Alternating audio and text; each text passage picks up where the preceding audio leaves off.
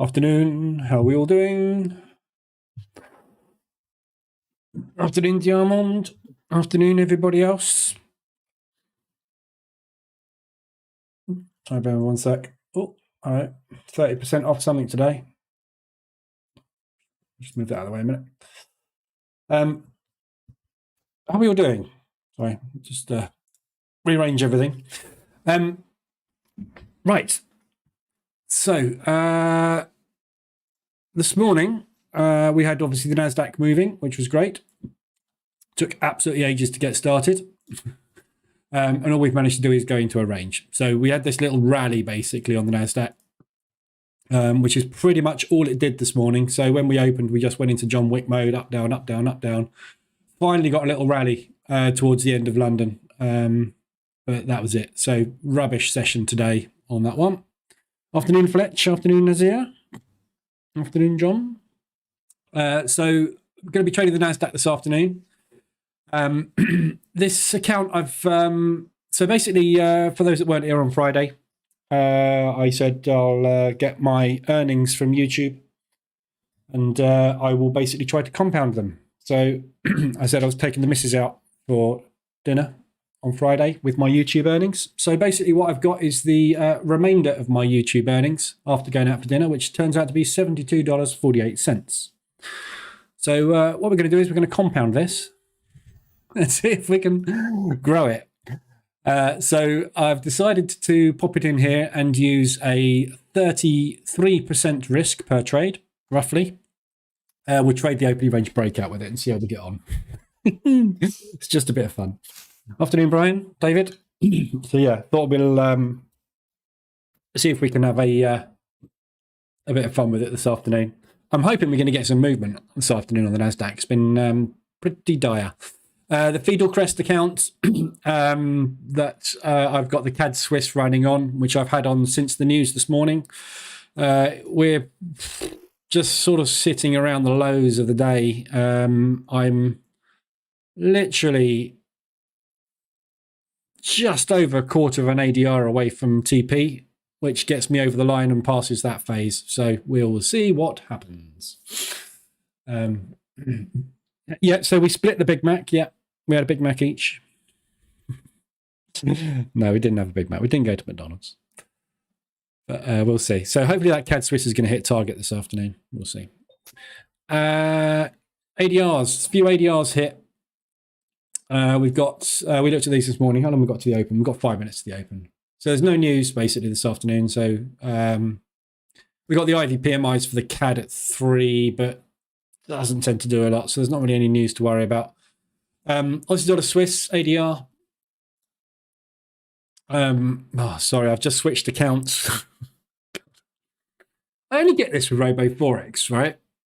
So I've just switched accounts, and it jumbles up all my market watch. So I have to go and redo the market watch and get it all back to normal levels. But when I switch accounts, for some reason, the data load is horrendous. So it's loading data on the odd Swiss. But it's missing a loadlet. So if we look at 15-minute. So Aussie dollar Swiss, nice ADR reversal just gone in on the 15-minute. 5-minute I can't look at, but the 15-minute you can see it will load in at some point. The Swiss yen, that's an ADR hit to the upside. So we've pushed up. Hit ADR coming down on that one. No, not going to give me data on that either way. So that's a nice looking short potentially on the Swiss yen. Euro odd we've got, which is hit ADR. We're still sitting up there at the moment. The Euro odd is a long, so that's pushing up quite nicely. 15-minute, you've had the reversal alert on it. Euro CAD is the other one. Around the wrong way.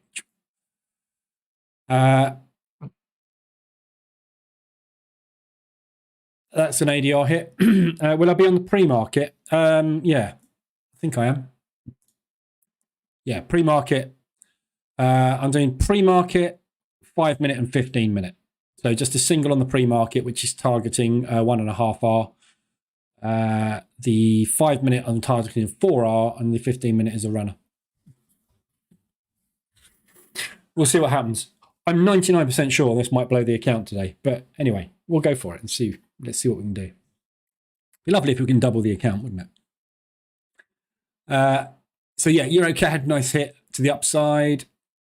That's just starting to come off now. It's only just hit ADR. Oh, my 5-minute charts. Why won't you load my 5-minute charts? Come on, Robo. Can't be that bad, surely. EuroCAD. I might have to flick over and start using the Fidelcrest account if it carries on doing this. EuroCAD. Nice extended. Euro pound is the other one. So that's still flying. We've got a weak pound at the moment, which is helping the EuroCAD. The Euro pound push. That's a long anyway. So I would have wanted to be long on that one. That reversal alert with the RSI extension down there. That was a nice long from Friday. And this morning, the reverse alert this morning. And Euro New Zealand. That's the other one that's extended. Still stuck up there at the minute.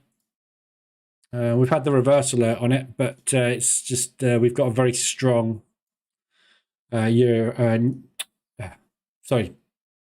very strong, obviously, Euro, very weak New Zealand at the moment. We have got RSI divergence on the 15-minute, so there is a lot of selling coming in. But it's still holding up there. The other one we've got is New Zealand Swiss, which will be hit to the downside based on the Swiss franc movement. That's just had a reverse alert as well. So fair few opportunities there on the ADRs today. Afternoon, Philip. Hit the like button, see how many likes we can get. We've got 26 people in here. We've got 2 likes so far. That means 24 of you hate me, which is fine. I don't care. 1 minute to go until the market open. RSI's, a lot of RSI extensions on the hourly. We looked at all of these this morning. A lot of these are still in play at the moment. So waiting for reverse alerts or just about had reverse alerts on them. The only 4-hour extension we've got, which we didn't have this morning, is the Aussie dollar Swiss.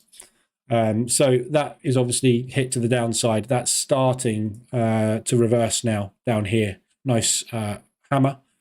Pushing up somewhere into here, into this propulsion gap. But hopefully it just collapses a little bit further down because obviously I've got my CAD Swiss on. So I'd like to see a little bit more Swiss franc in the New York Open if possible, but we'll see. Okay, 30 seconds to go till the open. We've got 13 people like me now. That's good. That's good. At least half the room likes me. Rest of them are obviously undecided. If it's your first time in here, that's fair enough. 14, that would do. Right. So the pre-market open is there and there. 1 second. We're off, and the EA didn't fire. Why did they? EA not fire? Have I got auto trading off or something? Nope. Why are you not going long? What have I done? Whoops. Oh, God. Can't hit the right buttons today. Sources recompilation started.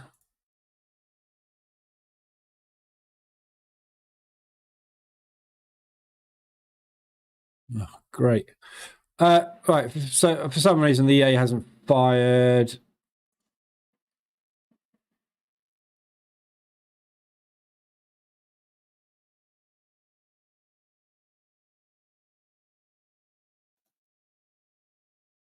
Right. Okay.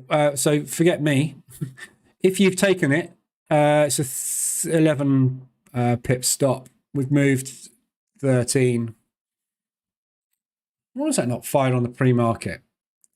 4:15 to 4:30.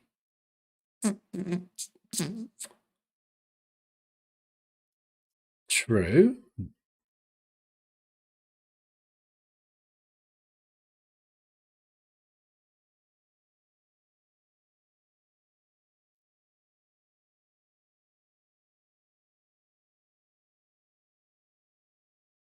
It's weird.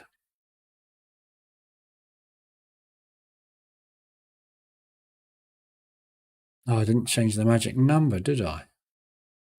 Oh, you idiot. Yeah. Okay. It's my fault. I didn't change the magic number.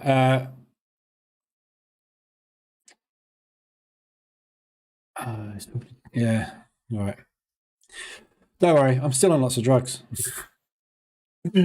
I've taken some Panadol and codeine about an hour ago. Probably not a good idea. Just had a liver in me. This makes me super sleepy. Okay. Maybe I should put the price action toolkit on this and do this manually, shall we? Let's do that. Have I got the pat templates? Oh, not that one. That one.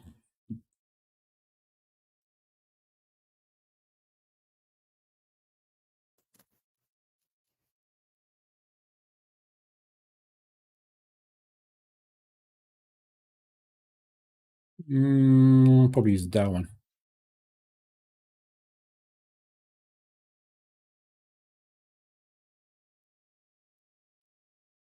I ignore the opening ranges. They're wrong. Right. Let's go into manual mode. I think the 5 minute might actually fire anyway, but we'll see.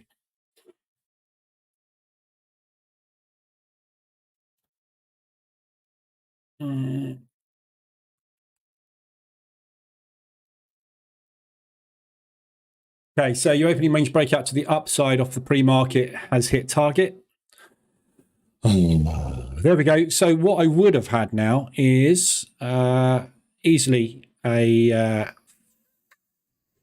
$35, $40 win. So that would have been a 50% increase on the account if it had fired. David, yours didn't trigger either? Really? Can't see why. I think I know why mine didn't fire, because I had it on the DAX before and I just switched instrument, left the magic number the same and made all the changes to the settings. It actually changed. It stores the levels and the times on initialization of the EA, and it didn't reinitialize because I flicked over. You need to start again with it. It's my fault on that one. So there's your whoops. There's your 5 minute open. Just going to increase that.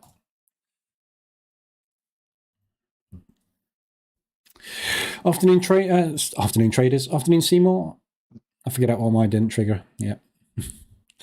And it's only Monday. Is it Monday? I've lost track. I've been on so many drugs now. It's 5 weeks since I had my trap nerve start. Can you believe that? 5 weeks. I haven't done any exercise in 5 weeks. I usually do like 8 spin classes. Yeah, mine's not firing at all. I normally do 8 spin classes a week. I haven't done any exercise for ages. It's a nightmare.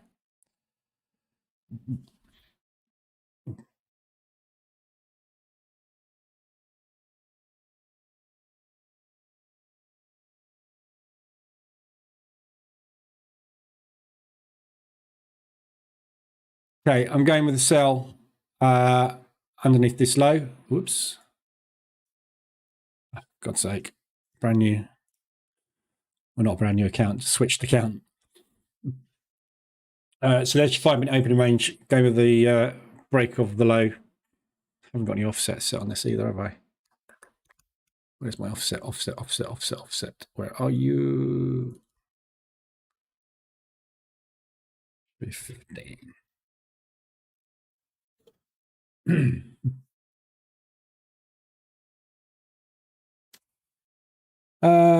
May we have to start double checking everything prior to the open?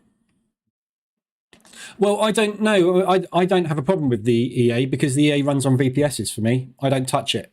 It's when you start manually changing things and putting it on there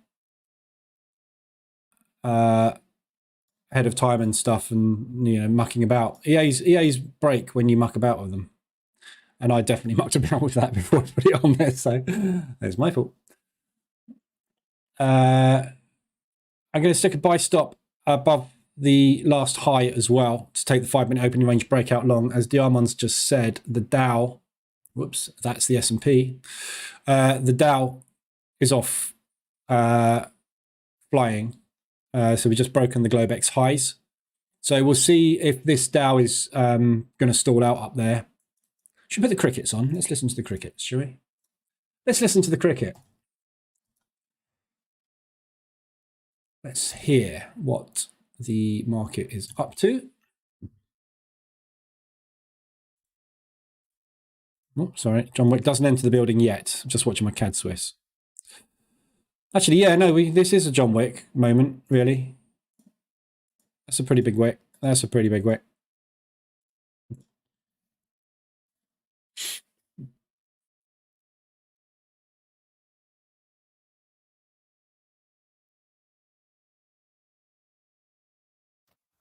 Outro. Somehow you lost $60 on a $20,000 account, despite stop loss being moved past break even. On my Forex funds, slippage. That'd be slippage. If it's on the open, yeah, you probably got slipped on the open. Does happen. Does happen sometimes. I've been slipped on my Forex funds as well. I had a positive slip the other day on my Forex funds. That was pretty good. Short on the NASDAQ.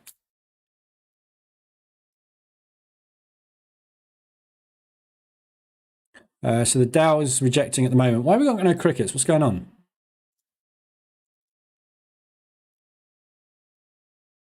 Wow. There's no volume in the market.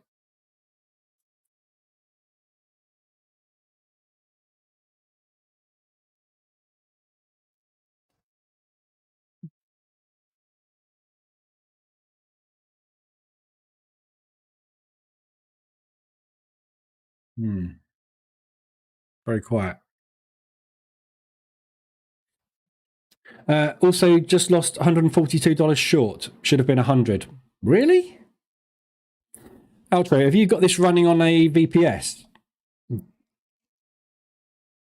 Mind you, if it's no. Yeah, no. That's a lot of slippage, that is. I would check that. I would argue with that.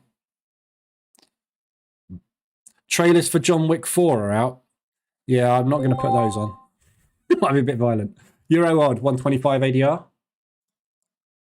So that's extended further. Euro odd. Off. We are off.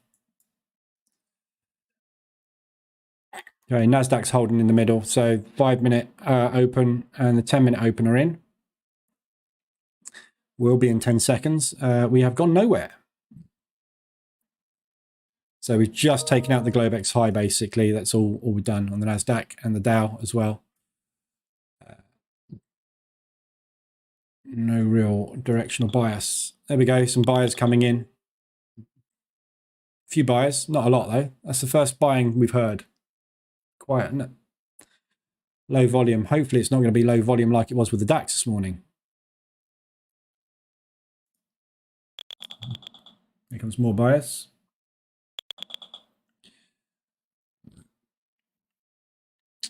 EA does its job when it's told to by the user here. If you don't mess with it, it'll work. It's always the way. EAs are very temperamental. Actually, it's MT4 really that's temperamental, not the EAs. Good rejection on the Dow. So hopefully that will transfer over into the NASDAQ. We'll see what happens when we get back down to this propulsion gap. If we don't get bought up here, I think there's a good chance we might get flushed today. But we'll see. So looking at the NASDAQ and the US indices from the higher time frame perspective, obviously we've had this massive rally on Friday, which is a lovely bounce off of the 72. So nice looking market structure formation potentially if you think we're going into a bull market, which some people do. So we are, taking out recent highs at the moment. Could be bullish today. If it is, there's not really a lot of upward area until we get up to the high of February. So we've got this big propulsion gap to test. Here come the buyers again. Looks like it's going to go long. That'd be a shame. I want to double my McDonald's money. So yeah, there's plenty of upside. Basically, buyers have just bought up that initial move. So it looks like we're going long.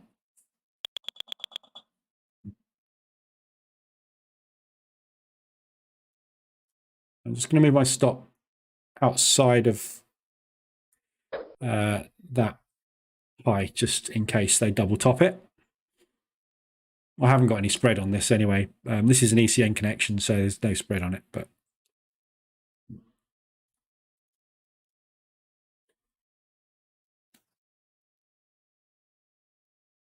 not really looking to go anywhere at the moment, are we?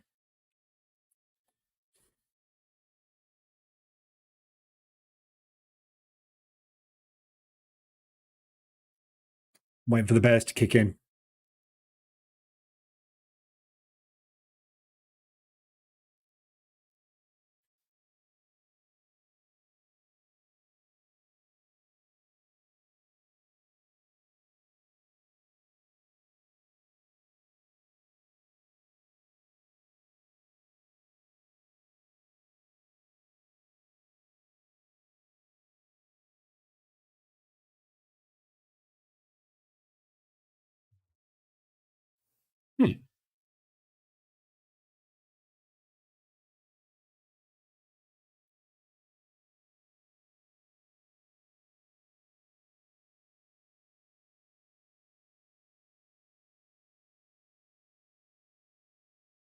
Okay.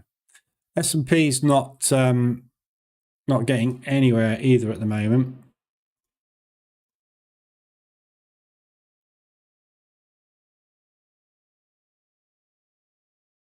Really quiet. This click strike's dead. There's no volume.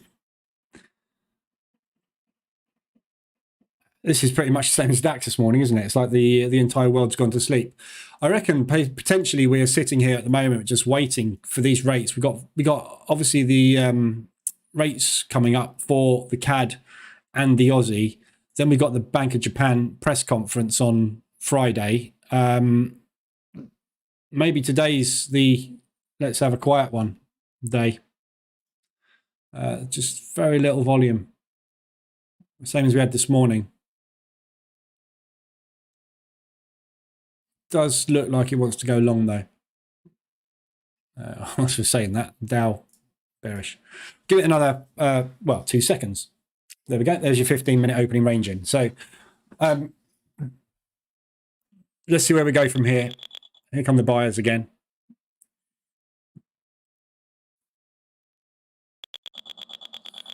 Really looks like it wants to break out long, doesn't it? Struggling though. Really, really struggling. We'll have a look at the FX pairs in a minute. What was I going to say? Sentiment trades today, look. $800 so far. So we'll see how these get on. Ignore that. That's just functionality testing. That's all irrelevant. So this is the first live test of the EA with 75% sentiment. So far, so good. Obviously, it's only day one.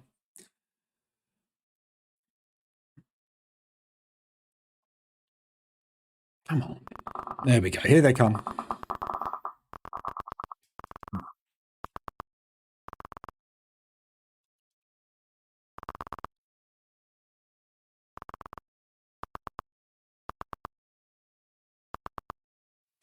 So first test on the Dow,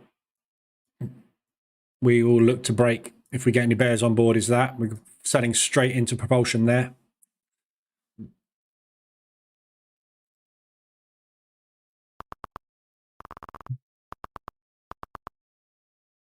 Okay, retested the 5-minute open. on the NASDAQ. Well, this is fun, isn't it? Watching this, look. Normally we're looking at like 0.1%. If this was anything but a $100 account, I would be brown pants time, isn't it? Just imagine this is a 100K account. Yeah, just imagine this is a My Forex Funds evaluation, or live. Let's say this is a live prop account, and we've got 20K in available drawdown because we've boosted the account up by 20K. See what we can do with it. DAX is about to give a market reversal alert as well. So we are getting this market structure shift on the DAX. Hopefully, although it doesn't seem particularly convincing either. Dow's getting bought up again.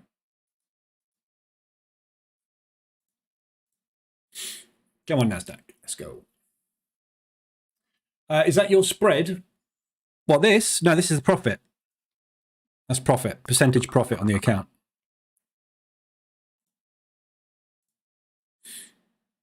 That's not the spread. God, no. That was up to 25 a minute ago. If that was the spread, I'd be very worried. 25% spread. No, point spread even. It would be, wouldn't it? I think if it's a My Forex Funds account, you've already blown the 5% daily limit. Yeah, I have. Yeah, that's true. This is why you can't compound funded accounts. Dow all got bought up. So I'd be a bit worried about the NASDAQ here. We're struggling to make new lows, and the Dow is really, really struggling to make new lows. Afternoon, Luke. Afternoon, Big Papa. When you test your EAs, typically how long can a test over 1 year history with 100 permutations take? It depends on the EA. Every EA is going to have a different speed dependent on what settings you're using and what the EA's got. So there's no answer to that, really. It varies. And like the market reversal alerts EA is very slow in the back tester because it's doing an awful lot of calculations on every candle and every tick. I've got other EAs which only work on candle close and don't work on tick, and they will backtest very, very, very quickly. I would always start that. Here come the buyers. So that was the buyers just coming in on the S&P. This Dow is getting bought up, and the NASDAQ's really struggling to get past this propulsion gap. Look, buyers are absorbing every single sell order in there. More buyers coming through. I'm tempted to close this, but I'm not going to. I'm going to let it run. So yeah, I would always test first of all on control points. So this is obviously, as it says here, is a very crude method based on the nearest less time frame. It's much faster than testing on tick, but you get very similar results a lot of the time. Depending on the EA though, if you're using something like a trailing stop on tick, the control points will give you a really different result. If you're using candle close though, control points are actually quite often very similar. So I would test on that. You're going to get your testing done. I did a post, didn't I, in the Telegram channel. I think it was 7 times faster or something. Maybe more. I can't remember what it was, but it very, very fast. And then switch to every tick to do a confirmation.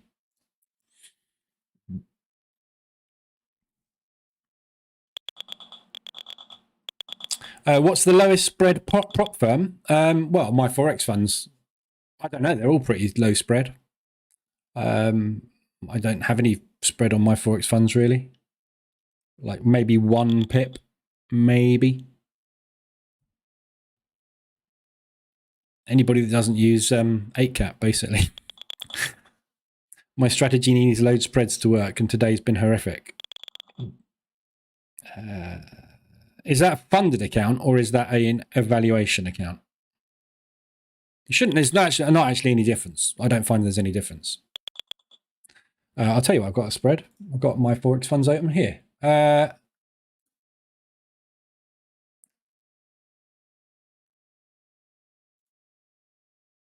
NASDAQ chart spread. Spread. There we go. Oh.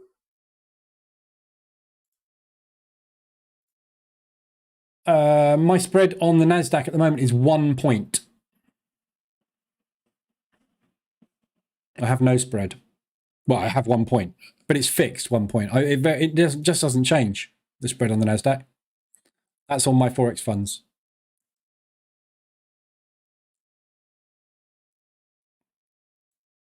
Oh my God, it's massive.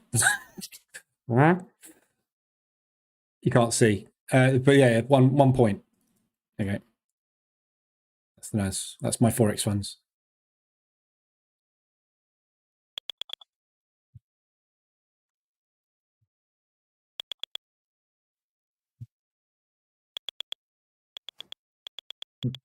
Okay, NASDAQ's pushing back inside the opening range. Dow's holding. This propulsion gap on the Dow's held really, really well. It's very wicky though, so don't know. We'll see. So we're just retesting at the minute. Lots of buyers coming in. Does look like it wants to go high, but it's not. We haven't had enough buyers, have we? Seems like they're coming through now, though.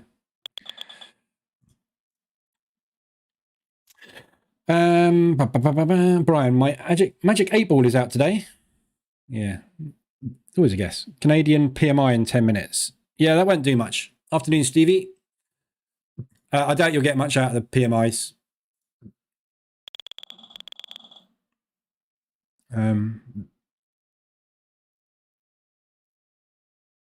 Might do. We'll see. But we will see in a minute. It's very hit and miss. That's why it's orange.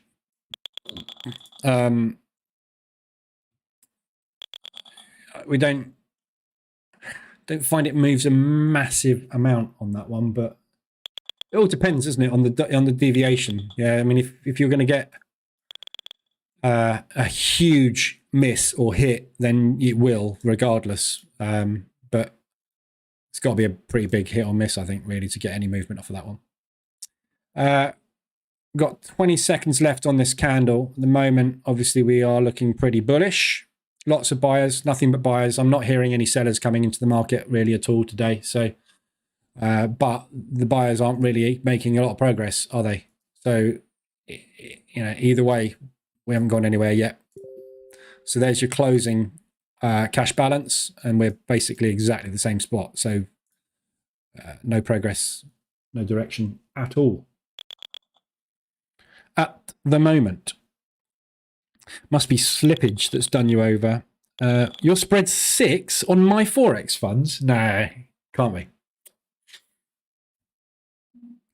You can't be spread 6 on my Forex funds. Oh, you just sent me a telegram.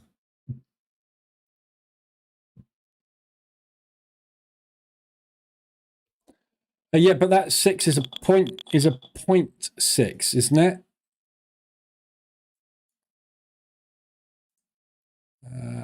Spread.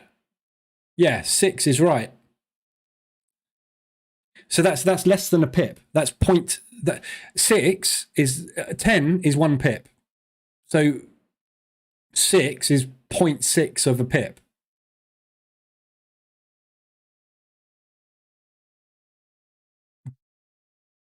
It's tiny. That's why I have my EA, yeah? Look, that's why I set the EA spread to 15. So my spread is always around about 1 or 10. So I set the offset to 15. So that takes in so basically what happens is, like, if we were to double top exactly to the pip, which happens a lot at the open, the spread will be there and my entry will be there. That's why I use a 15. rather than a 10. So that 6 that you're seeing, I've got that as well, 6. 6. Yeah, there. It's the same. But that's fixed, look. It's not moving. It's basically, it's just about a pip. These you don't get any movement. Very, very, very rare you get any movement on the spreads on the indices on my Forex funds.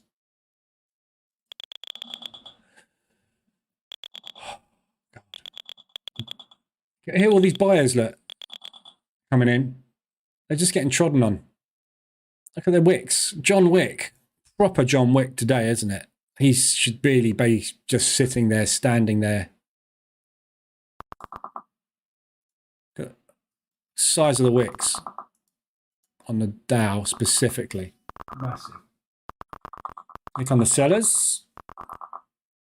See if we can get some control. We got 3 minutes until that Canadian news. So if they are waiting for the CAD news, obviously we're going to get the movement in a minute. But I would be surprised if they're waiting for the CAD news today.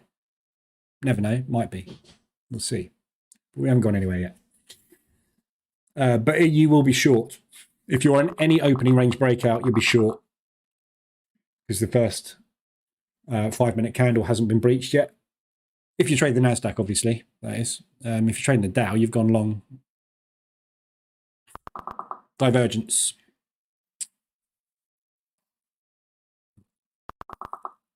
NAS is buying.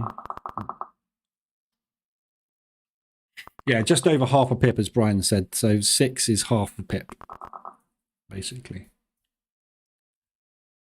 Which is tight. You won't get anything. You'll never get nothing, but anything over, I mean, two pips, 20 pipettes, I would. It's just, that's about tradable. But I mean, look what I get here. Yeah. On the NASDAQ.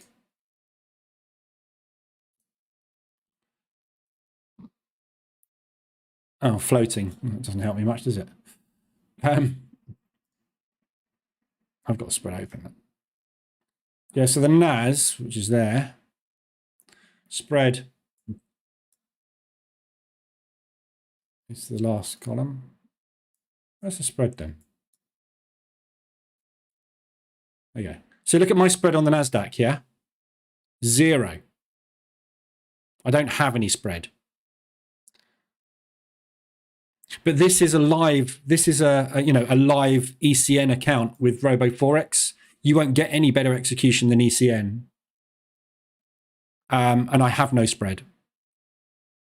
This is one of the reasons I use. This is what attracts me to Robo Forex. Look at the spread on that. Half a pip on the DAX. Tight as you're going to get. There is no spread, basically. In real world terms, it's just not, doesn't exist. But you're never going to get that on prop. I mean, some you might look at this. Look at this nastiness. Okay, so the Ivy PMI is now out.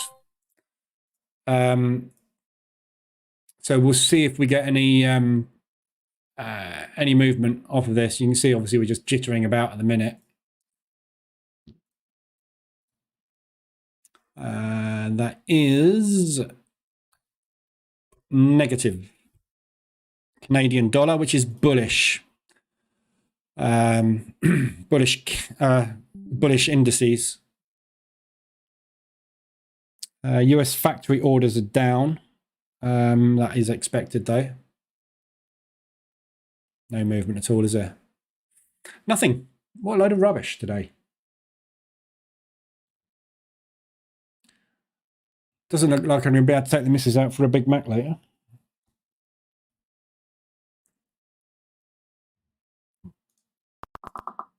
Here come the sellers again.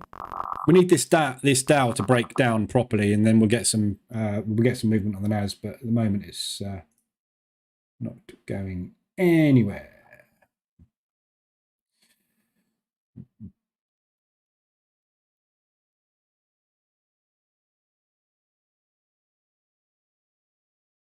What's that?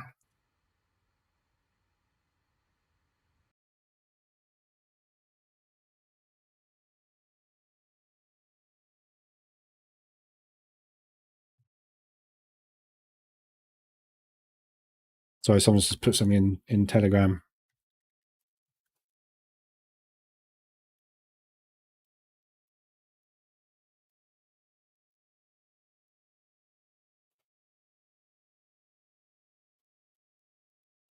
Bear with me 1 second.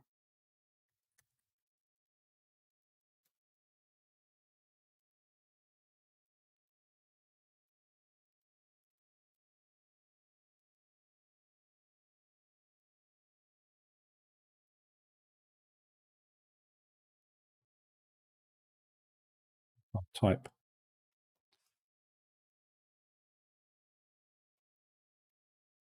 I've got a weird issue with the is that the ADR dash? Oh, that's the RSI dash. Weird. Anyway. Still within the 15-minute range. This is a nightmare today. Let's have a look at the RSIs.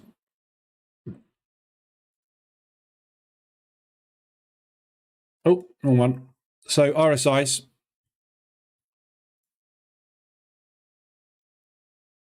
$7, $9.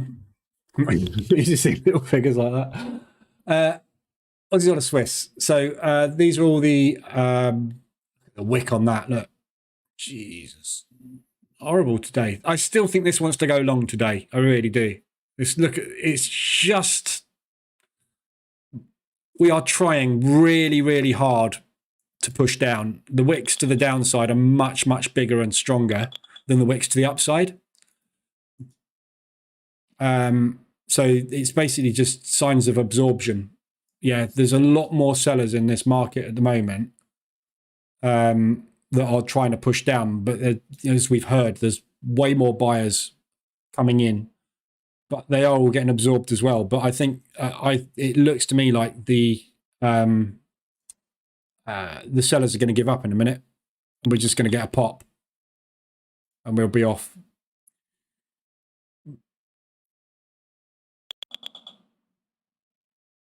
I'm kind of tempted just to close this and go with a order above the high here, but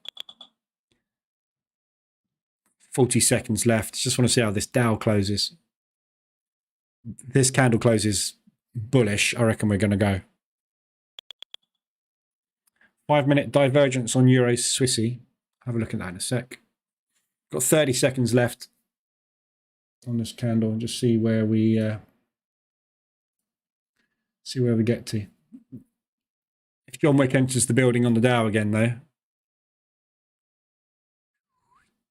I think I have no idea where it's going, to be honest. It does look bullish, though. Okay, so this looks bullish to me. I'm tempted to close this out and just go and just flip long, but I just want to see if we can manage to put a new high in on the Dow.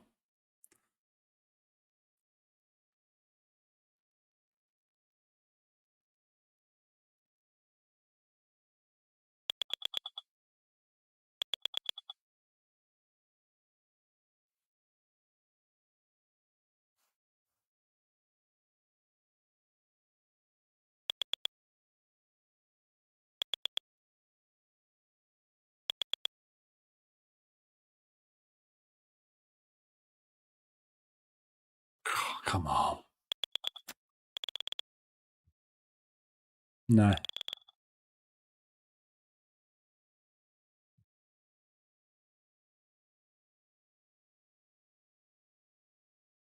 Oh, this is a mystery today, isn't it?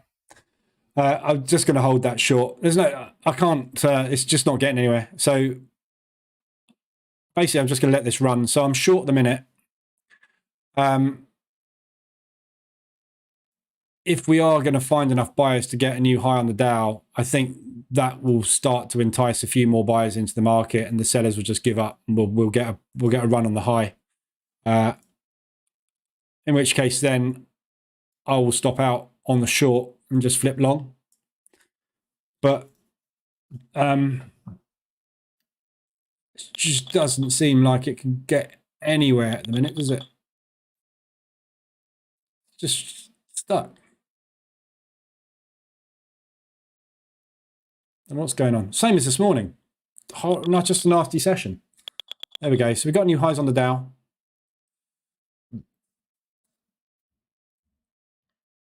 Just about. We'll leave that for a minute. Aussie dollar Swiss, did you say? Euro Swiss.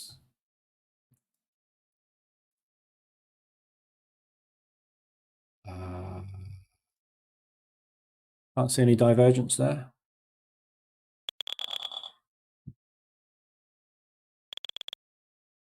Doesn't look like there's any divergence there. Possible divergence.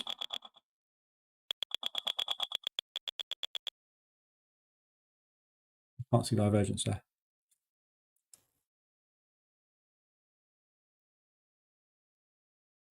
I mean, that's flat. And that's sort of up, but that's not really strong enough divergence. Aussie dollar Swiss hourly RSI extension. Still going. Oh, hang on. Have I hit target? No, still going. I'm not far away. 7 pips. Come on, let's do it. Let's do it. Let's get there. Right, we're going now. We must be, surely. Oh my God, look. Come on.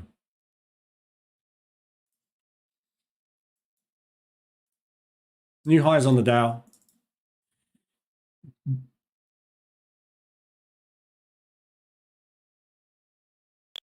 Put me out of misery. Flip me long. Just make your mind up. Just go one way or the other. Just make your mind up. Long or short. Okay, loads of buyers coming in now. The Dow's making new highs. There we go. We're up. What? Why have you not got me long? Oh, I didn't have the margin, did I? There. That was a margin call. look, I got no margin. I love it. Couldn't get in. Right, so I've lost $25 there. $22. Okay, there's my Big Mac meal. Big Mac meal for the family gone. So let's see if we can double it to the upside. We are breaking long. So looking at where we're going on the NASDAQ.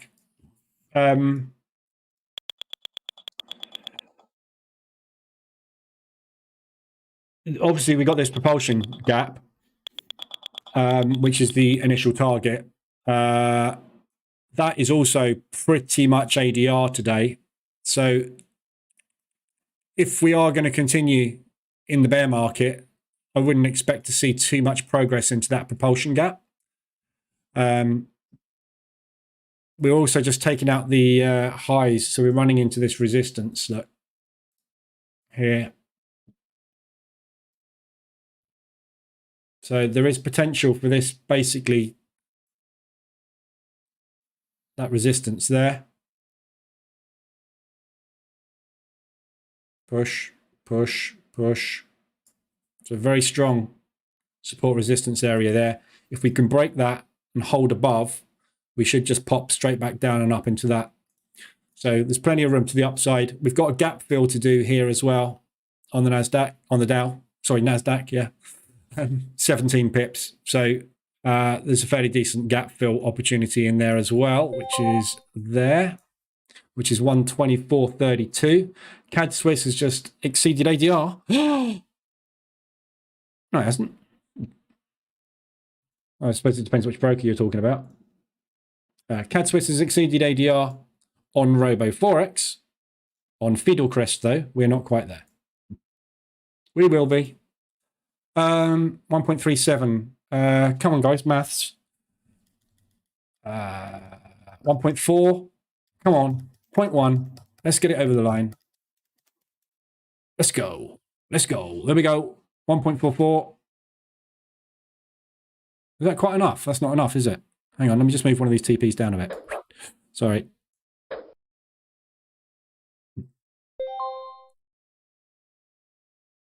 There's ADR. 154, 1.49 on 1.51. Is that enough to get me over the line? 1.5 is. There we go. 5%. Passed. I've passed it. Passed. Passed evaluation, everybody. Woo! So there's a Fiddle Crest pass. So what happens now? I'll have to wait for an email, I suppose. This is why I'm doing the evaluation with them, to see what happens. So yeah, past that one, 5% profit. That's the target. Right. Rejecting at the highs up.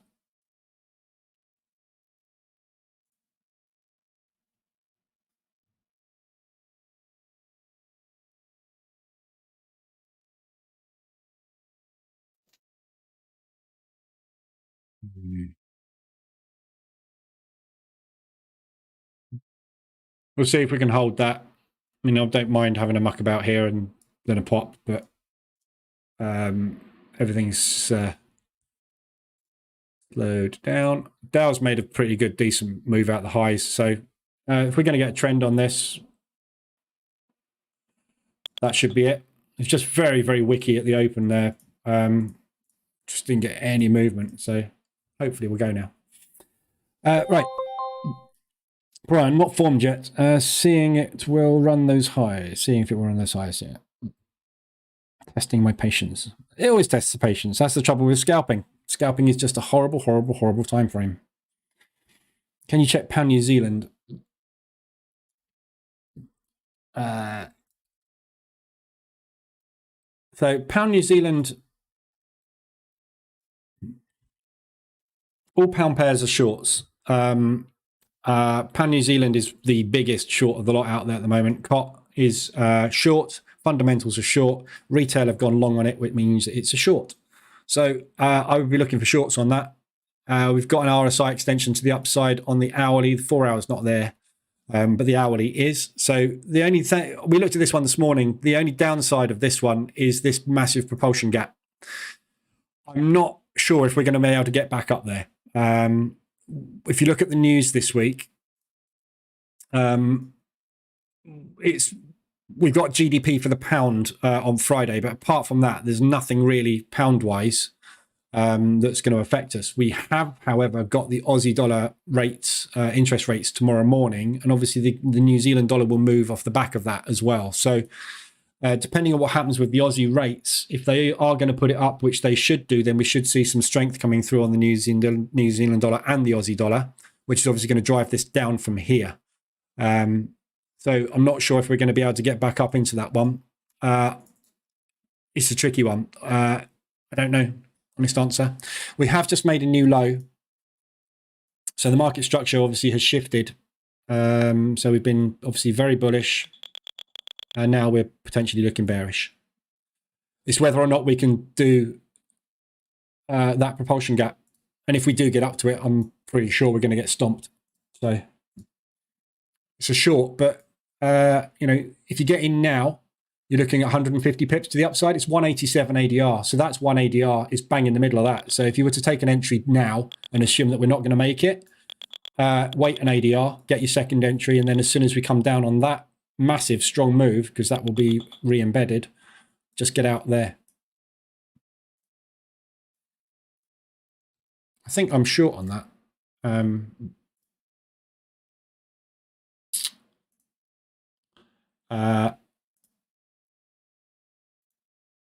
H1.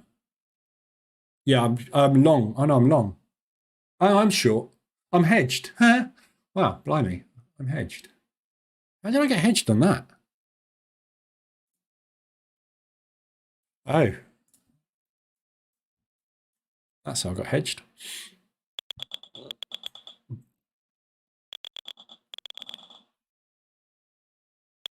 It's not often you get hedged on the H1M5. That's because I haven't picked a direction on it, basically. We're popping out the highs on the NASDAQ. Good run. Starting. Hopefully, US 30 tested 33,500 level. So the Dow, we've already tested the this propulsion move. So this was what was that? 16th of February. That was PMIs, wasn't it? I think. I don't know. Yeah. So that was the unemployment figures here. So this high up at 125 ADR is the retest on the hourly there. So I would be looking potentially for this double bottom. We've got a lot of buyers. We're buying the crap out of this at the moment. So if all this buying stops and suddenly turns into selling, we may well find this is it. But the Dow, this is obviously previous support. Potentially is going to turn into resistance. Aussie dollar Swiss 125 ADR. Failing that, then we've got obviously this area here. So that was resistance, support, support, resistance. So that's a good level, 125. So I would be looking for either of those to act as resistance on the way back up. That is assuming, obviously, we're going to continue the bear market. If we're going into bull market, this is the pullback for the next leg up on the daily to come and retest those highs and break out, and then obviously push from there. So it depends whether you think we're in a bull market or bear market, really. Sounds like we're in a bull market. Certainly sounds like it in a minute.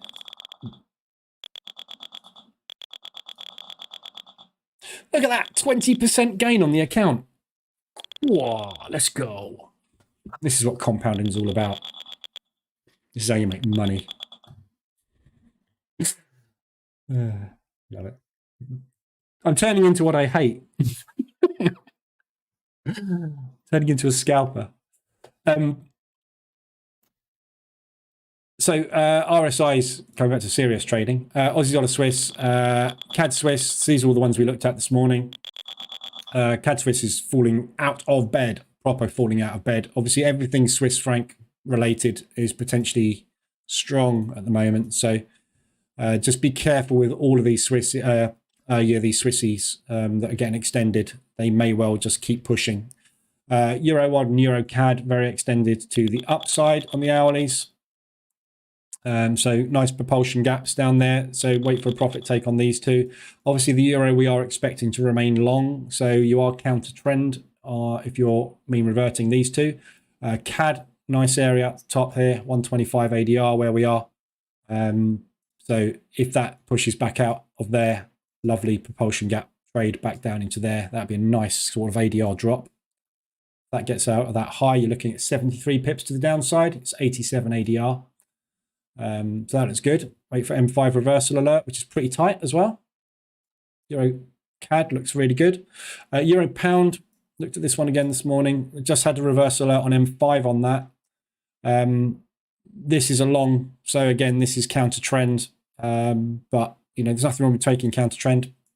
It will work in both directions. You've got Euro New Zealand, nicely extended, beautiful wicks on that. Look. Lovely rejection up at ADR, 125 ADR, rejecting again. So M5 reversal alert short, just about to get that. This is the second one. You had a, oh, hang on.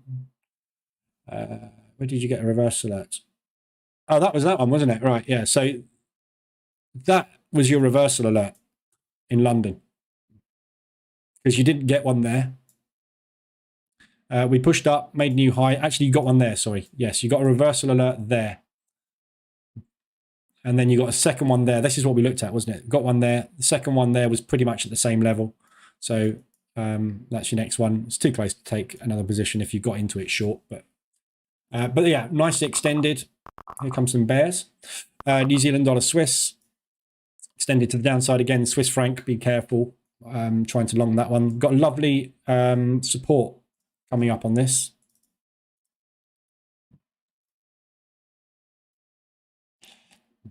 So anywhere in that area, 150. Propulsion target is there.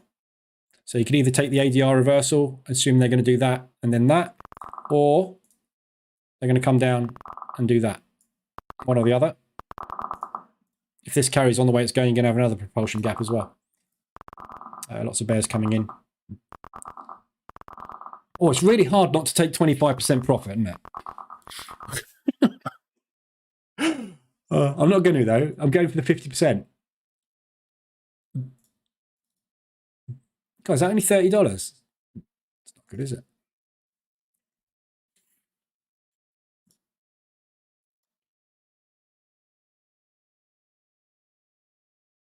So pulling back on the Nasdaq. I was just going to say the sentiment. Look at that! Look at that! We like that, don't we? So this is the new sentiment EA. First day running live. $1,500, 1.5%. Happy days. I like that a lot.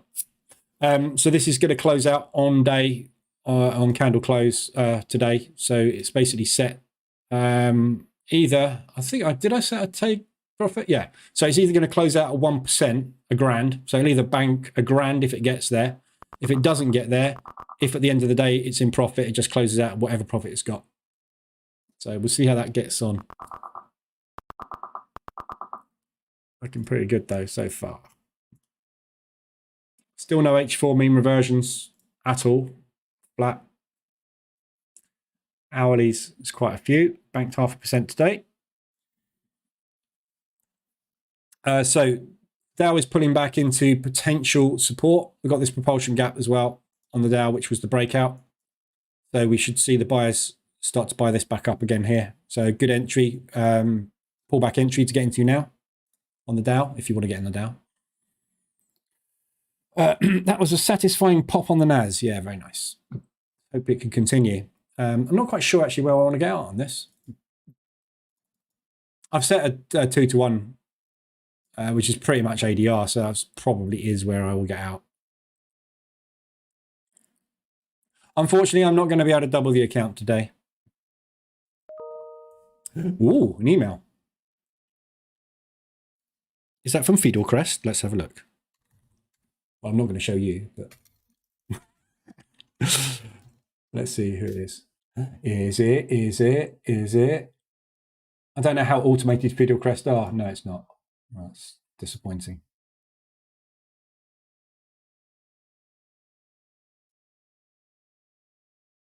Let me just log into my Fidelcrest account and just see what's going on. Active. Has anybody got an account with Fidelcrest? Oh, close period. Ah, you've got to press a button. There you go. So there's my metrics. Whoa, hello. Passed. Maximum days in progress. So I've passed everything. They're happy with me.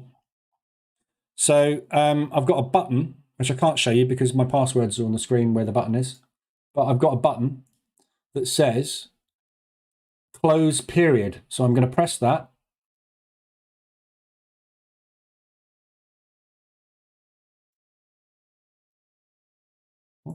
Whoa, sorry.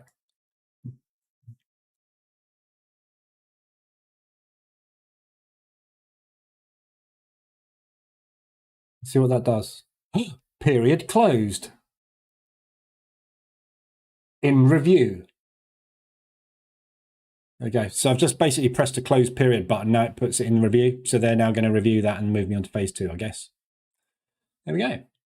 That's Fidelcrest. I just need to quickly do something with this account. 1 second.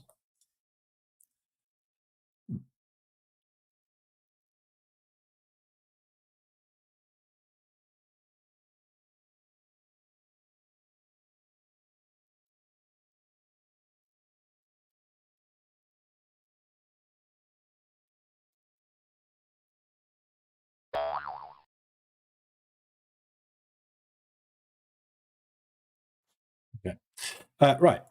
Sorry about that. Okay. Naz is holding up. Oh, it's an email. Fidelcrest. Challenge account in review. Our account monitoring system has detected that your Fidelcrest challenge account has reached the profit target. Our risk management team will review your account and trading history. This can take up to 5 business days.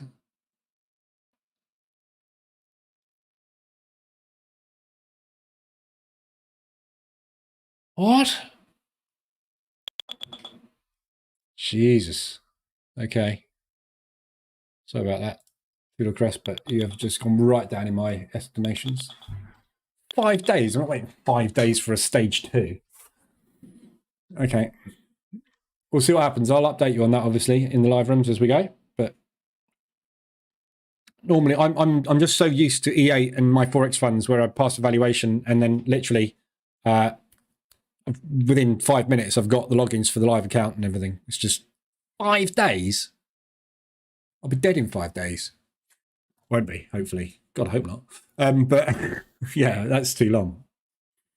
26% profit, guys, look.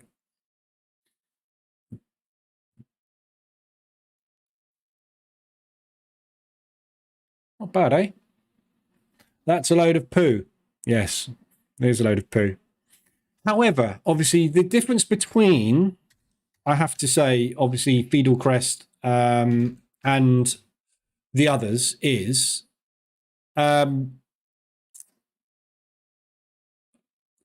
the account I'm taking, which is the this one, which I'm just doing as a little test. Obviously, I get paid, don't I, on this verification stage. They pay you a percentage of your profit. So although it's only 5%, I'm going to get paid a percentage of that. I'm going to get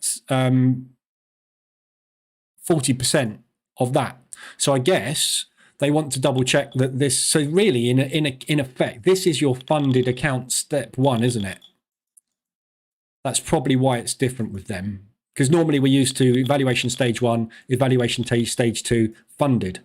But the difference with Fiddlecrest is it's evaluation stage 1, verification, where we actually pay you 40% of whatever you make, and then onto proper funded.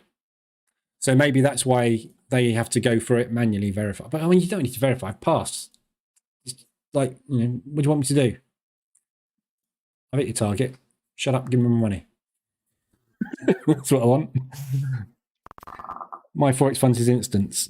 Yeah, this is the way it used to be though, in the olden days, yeah?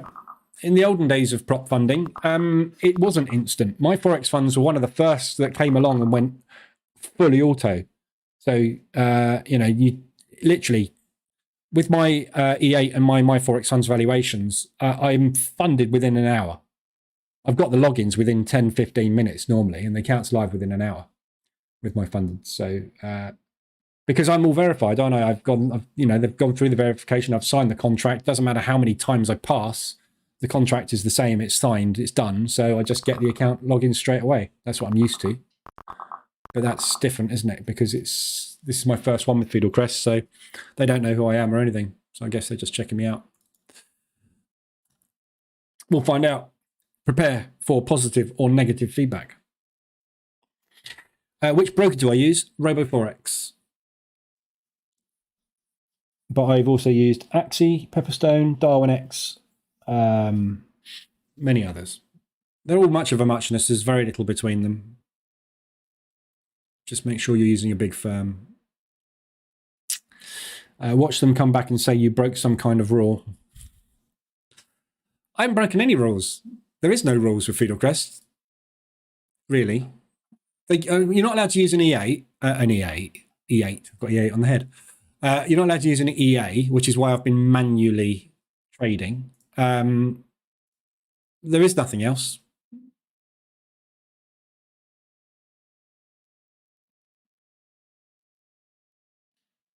So, I mean, literally, that's my P&L.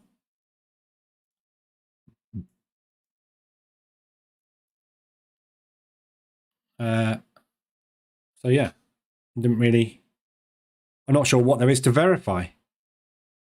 I hit the buttons in here, put stop losses in place on everything, apart from one. But it doesn't matter. There's no stop loss rule. You're allowed to go in without stop losses. It's not a problem. That's it. We'll find out if they come back with some weird and wonderful rule where you're not allowed. Why is that stopped? Now, why am I not logged into the account?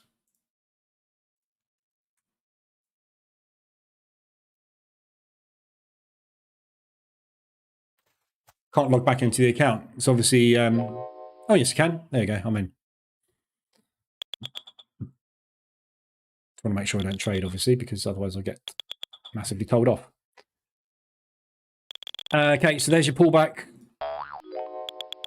into support on the Dow. Nasdaq's pushing. What I'm going to do, I'm just going to move this TP. Should use the buttons, shouldn't I, really?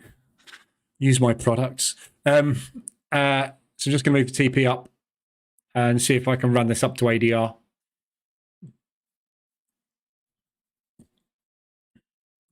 In review. Come on, have you reviewed me yet?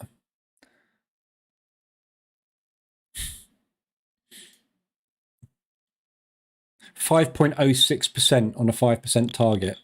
Talk about scrape it over the line. 65% win rate. That's pretty good, that. 65% win rate, 34% losing rate. I'd be worried if that was wrong. Average profit, 17%. Doesn't really give you much more stats, does it?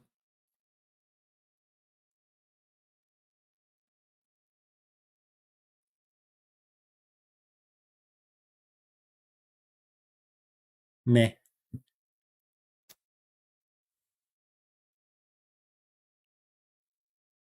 I'm just going to break even the trade.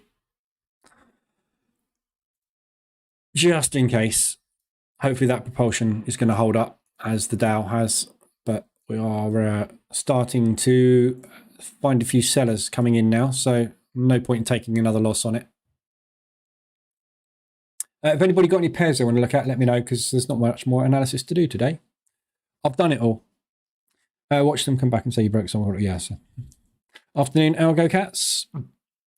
How many people have we got in here? 46. Come on, we've only got 25 likes. Can't be 20 people that don't like me. Come on. Here come the sellers. David, you're goodly. They will email you within 24 hours. Or at least I did. Cool. Hopefully they will. Seems a long 5 days is too long, isn't it? Maybe they used to be busy and it's just a standard email, they haven't changed. But 5 days in this industry is an eternity. Oh, I haven't actually sent them my passport yet, have I? Hang on. I've got to send them proof of ID. Prepare to take a selfie. Right, okay, I need to do that. I'll do that after the live stream. We've got to do that. Verification. Where is it? My documents. There we go. Start identity verification. I have to do that. Do that in a bit. Euro odd went short at resistance and H1 RSI. Then looked at bias. Was kind. Euro odd. You went short at resistance and H1 RSI. Yeah. So basically, as usual, obviously, it's broken out. It's an RSI extension, ADR extension. So if that's not going to hold, you need to just scale out and have a look at where we're off to, which is here. Potentially here as well. So we've also got a little sticking point there that might hold as well. But so yeah, you're looking at sort of another half an ADR. Potentially. So if you're in here, second position there, third position there, wait for the profit take and get out. Okay, lots of sellers coming in at the moment. What strategy do you use on Fiddlecrest account? It's a secret source. I'm going to start selling it for £2,500 next month. So I can't tell you, I'd have to kill you. Basically all I did, I'll show you. Let's do an analysis, shall we? Let's do a little analysis of my strategy. So, just to bore you to death, going through trade by trade, I took an Aussie New Zealand buy. Let's do the big screen. I took an Aussie New Zealand buy, targeting this propulsion gap here. So we had a big sell-off. We hit ADR. So I got in with a pending order. And I was targeting this propulsion gap. I got out a little bit too soon. CAD Swiss, I got in with a buy there, which hit stop. And where are we? CAD Swiss. And then I got in with a sell there, and that's the one from today. So a little buy order there. As you can see what I was doing. Should look at M15 maybe on this. Zoom. Everything's in the wrong place on this terminal. So yeah, took a buy there. I was targeting there. All of this has been done on the hourly. So let's watch the hourly. Let's do it properly. Come on. Wake up, Lee. Too many drugs today. I've taken too many drugs today. Legal ones for my shoulder for anybody that's new in here. Agimat. Yeah, I used Agimat. That's exactly how I passed, Brian. I got in long there, targeting that propulsion gap because of that.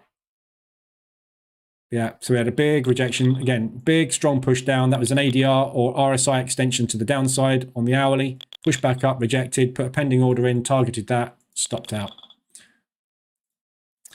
More buyers coming in. CAD Swiss, sell. That was the second sell. So there's 2 sell orders there. There we go. So that's just those 2, which I shut out this morning. This afternoon, rather. Swiss yen, took 2 trades on that.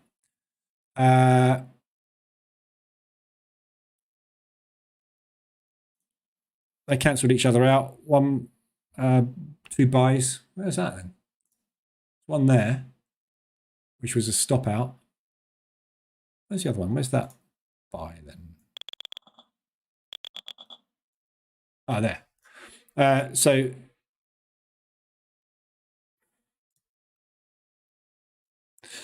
that one.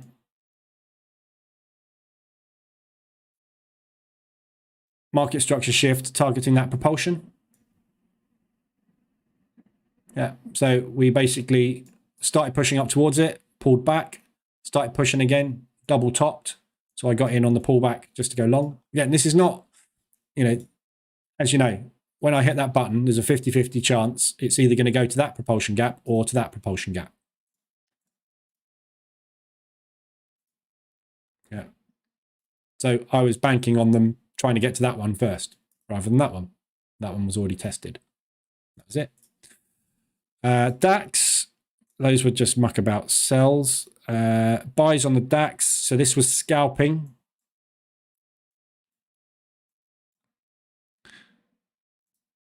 Some DAX trades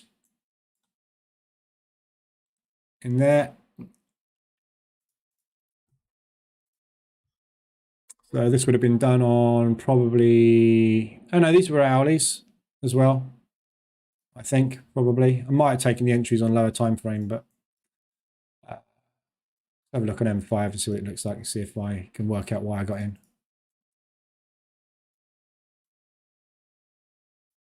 Propulsion targets, look, targeting all these propulsion gaps. So that was untested propulsion gap.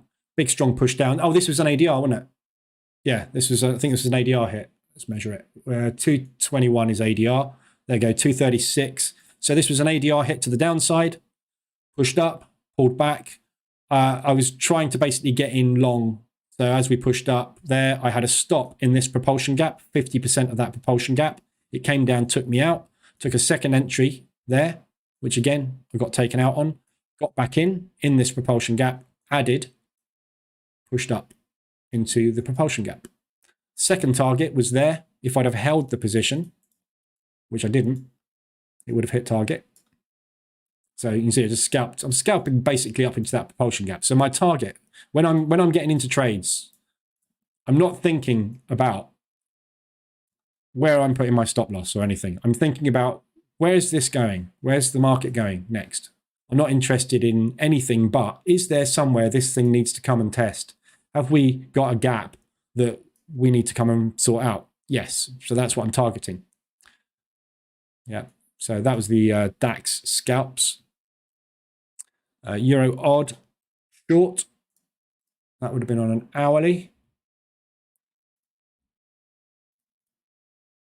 there. So that stopped out. So short entry, targeting propulsion, took me out, came down, hit target.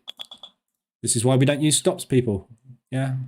Sometimes you have to in prop, but yeah, look what happens. I'm right. This is the big thing that I was going on about this morning, and I keep going on about. Yeah. Most of the time when you get into a trade, you are right. I was saying it's going to come here. It did. I just got taken out because I put a stop order in there to say, take me out of the market and make me lose some money. If I hadn't have put that in the market, it would have been a target here. I'd have been passed in a day. EuroCAD, another one. That is a sell somewhere. That's that one there. Again, target, short, pushed up, ADR, extended on the RSI, started to drop down. Reverse alert is in there. Entered short, target, propulsion. I got out early on a trading stop, hit target. Euro Swiss. That was a long stop out, targeting propulsion. Yeah, got stopped out. My stop was below that propulsion gap. So my thinking here, you can see what I was thinking. Yeah, pushed down hard. This was probably an ADR, 48 pips. Yeah, 55. So this is an ADR hit to the downside. Not quite extended on the RSI, but it was an ADR hit to the downside. I was looking for them to come back up and test propulsion. That was my target. My stop was underneath that propulsion gap. So if they came and tested that and got a bounce off of it from these buyers, that would mean I wouldn't get stopped out. But all we did was pop down. Yeah, we came back down to retest this propulsion gap here. Right, so that is still in play, long. Euro Swiss. Loads of buyers coming in on the DAX. Let me just quickly check the DAX trade. Sorry, NASDAQ. 48%. This is how you compound, people. Just going to modify my stop loss. Lock some of that in.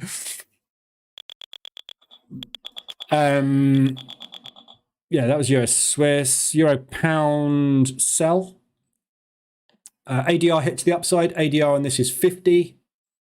That is a 114-point move. 200 ADR. So I took a bearish engulfing, targeting propulsion. Got out too soon. Trailing stop. Got me out. But it came down and hit targets. This is why you do this exercise. I cover this in the bootcamp. Every week, take these trades that you've taken, drag them onto your chart, look at them. I was shorting down to there because of that. Did it hit? Yes. Why did I get out? Because you're an idiot. You will say that to yourself every week until you're blue in the face. And some people never stop, like me. I'm constantly telling myself I'm an idiot because I get out too soon. This was a scalp. So shorted that. ADR hit. Rejection. Yeah. Took out the previous high. Trailing stop triggered. Push down. Target was there. Filling this propulsion gap. Got stopped out on a trailer. Pound yen. There. Same thing. Whoa.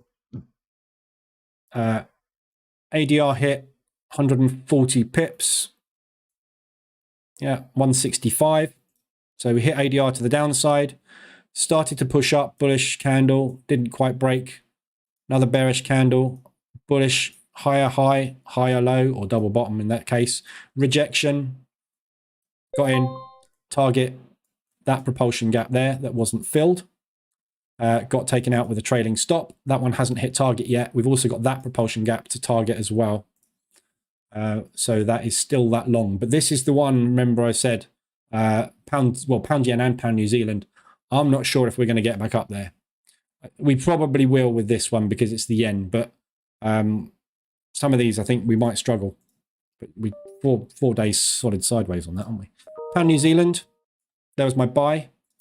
This one was there. Again, ADR hit to the downside.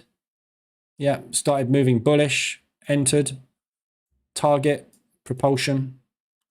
stopped out on a trailing stop, came up, hit target. Pound US, stop out. That was a short.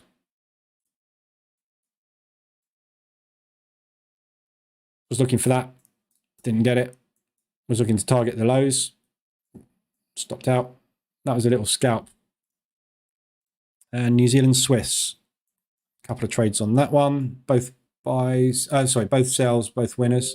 So New Zealand Swiss ADR hit straight up 75 off of a 50 ADR.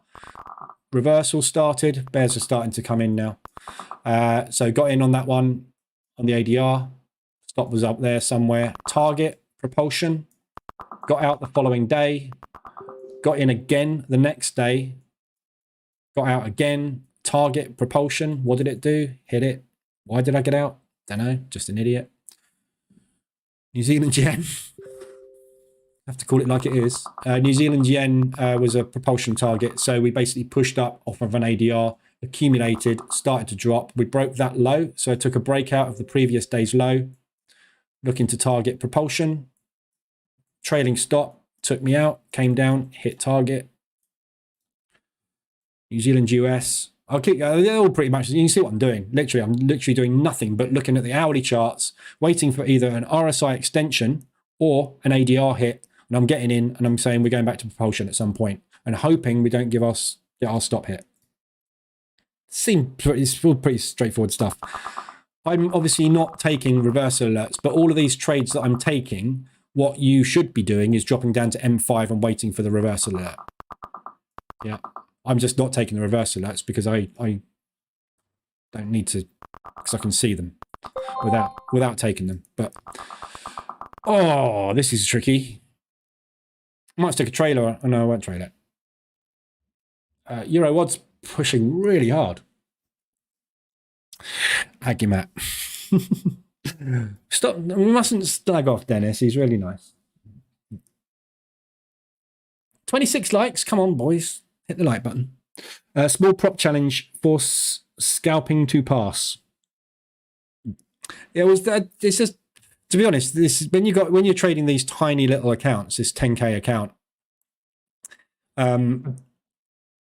It's exactly the same as trading a normal account, except now when I look at these, I haven't done a 10k evaluation for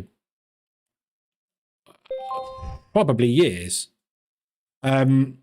It's weird trading a 10k account looking for $500. I'm used to taking $500 profit off from a single trade, and like going for like $50 profit and $20 profit. It's difficult to readjust yourself to it. Look, I traded gold as well. Look, I got a stop out on gold. That was a break even, wasn't it, on gold? I bet that hit target as well. No, it hasn't actually. Gold's pumped. So gold was an ADR hit short. I was targeting that propulsion gap, which again, we still haven't come down to yet. We got another one in place as well. Just we hit that one first. This is just literally trading WRB. So all I'm looking for is where are we going? They're all there. What are my odds? 50% on we're going to do that one or that one. What we were talking about this morning. You hit the button. You have no control. When you're on that train, it's going to go either to that station or that station. You don't know which station it's going to go to. Your job is to get in, put some risk on, and hope it goes there. If it doesn't go there, get in again at that station. So if I was position trading, what I would be doing is adding there, and getting out here. And if it continues to push,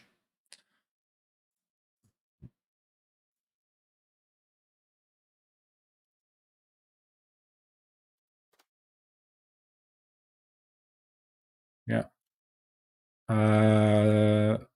We haven't actually got any more targets to the upside, so it would have to be support resistance. I would add there. This is my third position. First, second, third. And then wait for it to come down.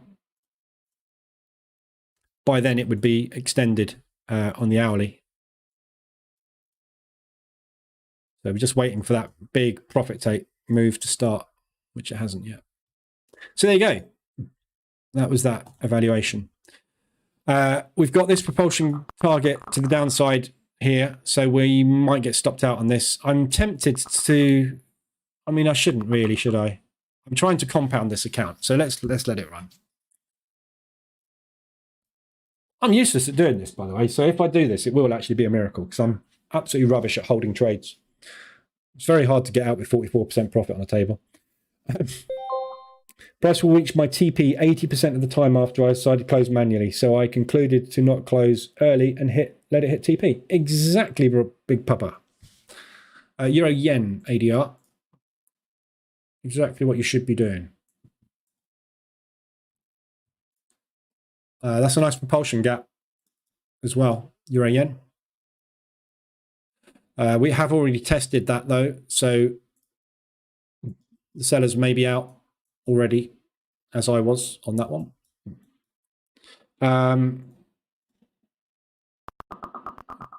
But that is a nice ADR though. Euro yen, all these yens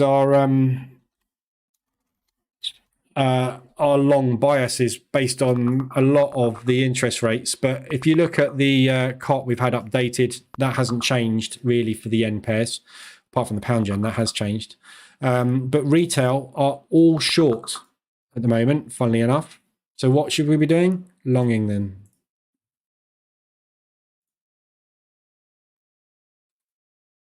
Have I got any on? Let's have a look. Yeah, look, Swiss yen. So the EA's taken a Swiss yen long. Look at that, 2%. Happy days. Swiss yen. So it's gone long Swiss yen. There we go.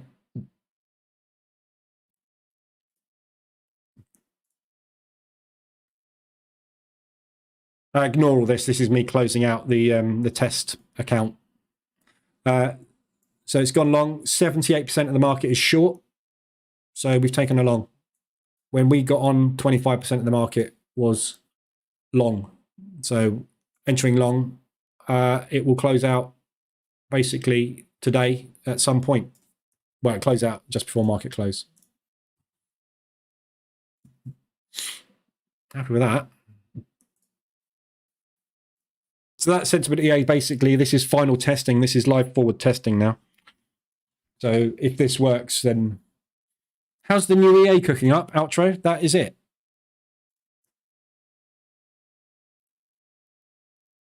So yeah, so just this is basically what I've been doing is execution tests. So basically it's just been told to get in regardless.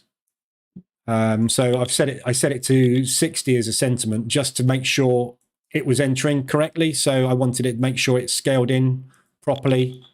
Distance apart scaling is correct. It's scaling in at the right time of day. So depending on when it takes the trade, it takes a trade at the same time every day. So if you take a trade at 1 a.m., the next one will be 1 a.m. If you take it at 4 a.m. because sentiment changes at 4 a.m., the next trade will be 4 a.m. So just making sure that it's all working as I'm expecting it to work, basically. So it's spreading everything out nicely, not getting in too many times and doing any stupid stuff like that. 96% of the market are long on the CAD Swiss. So we've gone short. Coming down into support, we'll just close this out automatically end of day. Or it will hit 1%. I don't think anything's getting in close yet. Is it 1%? No.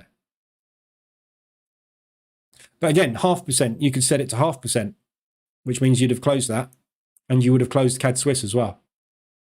So that you'd have banked a grand today. Which is, well, again, I haven't done any testing on it. The trouble is you can't test it. You can't back test. It's got to be forward test only because sentiment data is not available. So there's a lot of sellers coming in, I'm hearing, but we're not actually getting a lot of headway down here. So I think we're going to get another pop up to ADR.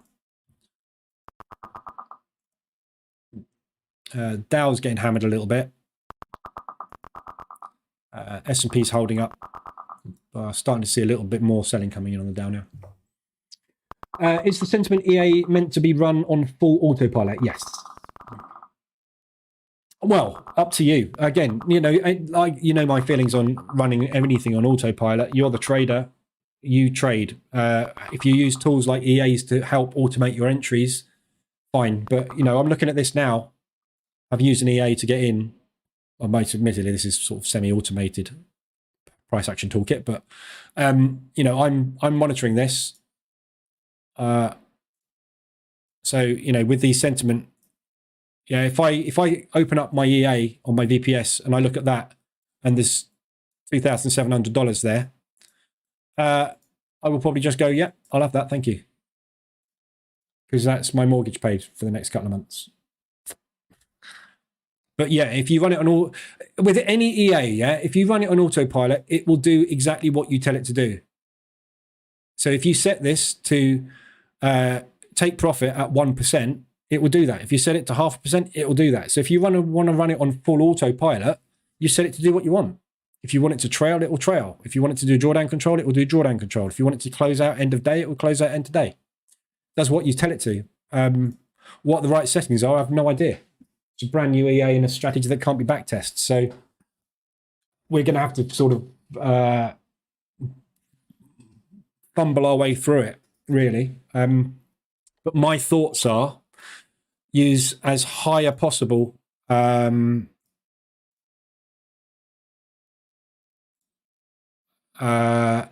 sentiment to make sure you're getting into like the AE plus trades. With 60%, what I was testing with 60%, I wanted to test something over 50, but not too aggressive. So with 60%, what I was finding was throughout the week that I did the testing last week, pretty much every instrument fired at least once.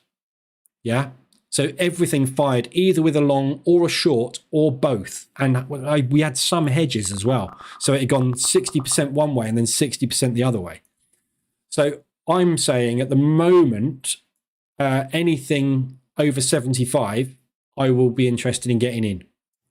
But that might be too tight as well. We might need to be 80s and 90s.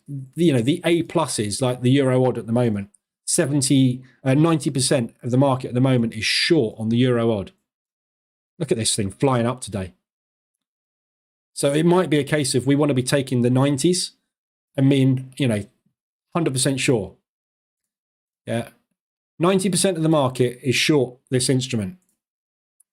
Their stops, all the liquidity is above every peak. And that's 150 ADR. It's flying. So I don't know what the settings are going to be. I haven't got a clue because you've got to test it live. There's no other way to do it. 48.8. Why has that gone down?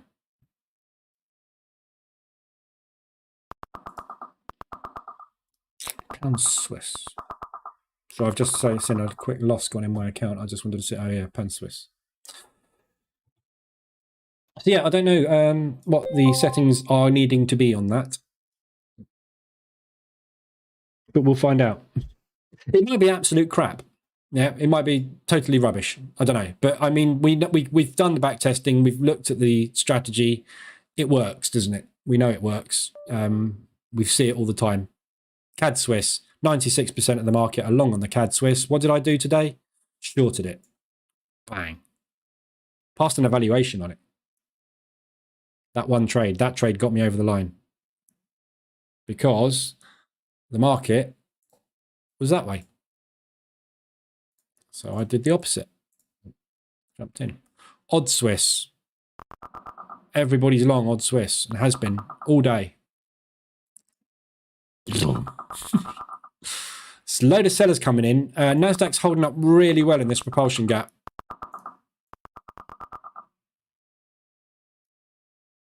The Dow has failed. Well, no, it hasn't failed yet. It's still holding. But all that buying off the top of that propulsion gap, some of those have got run over a little bit, but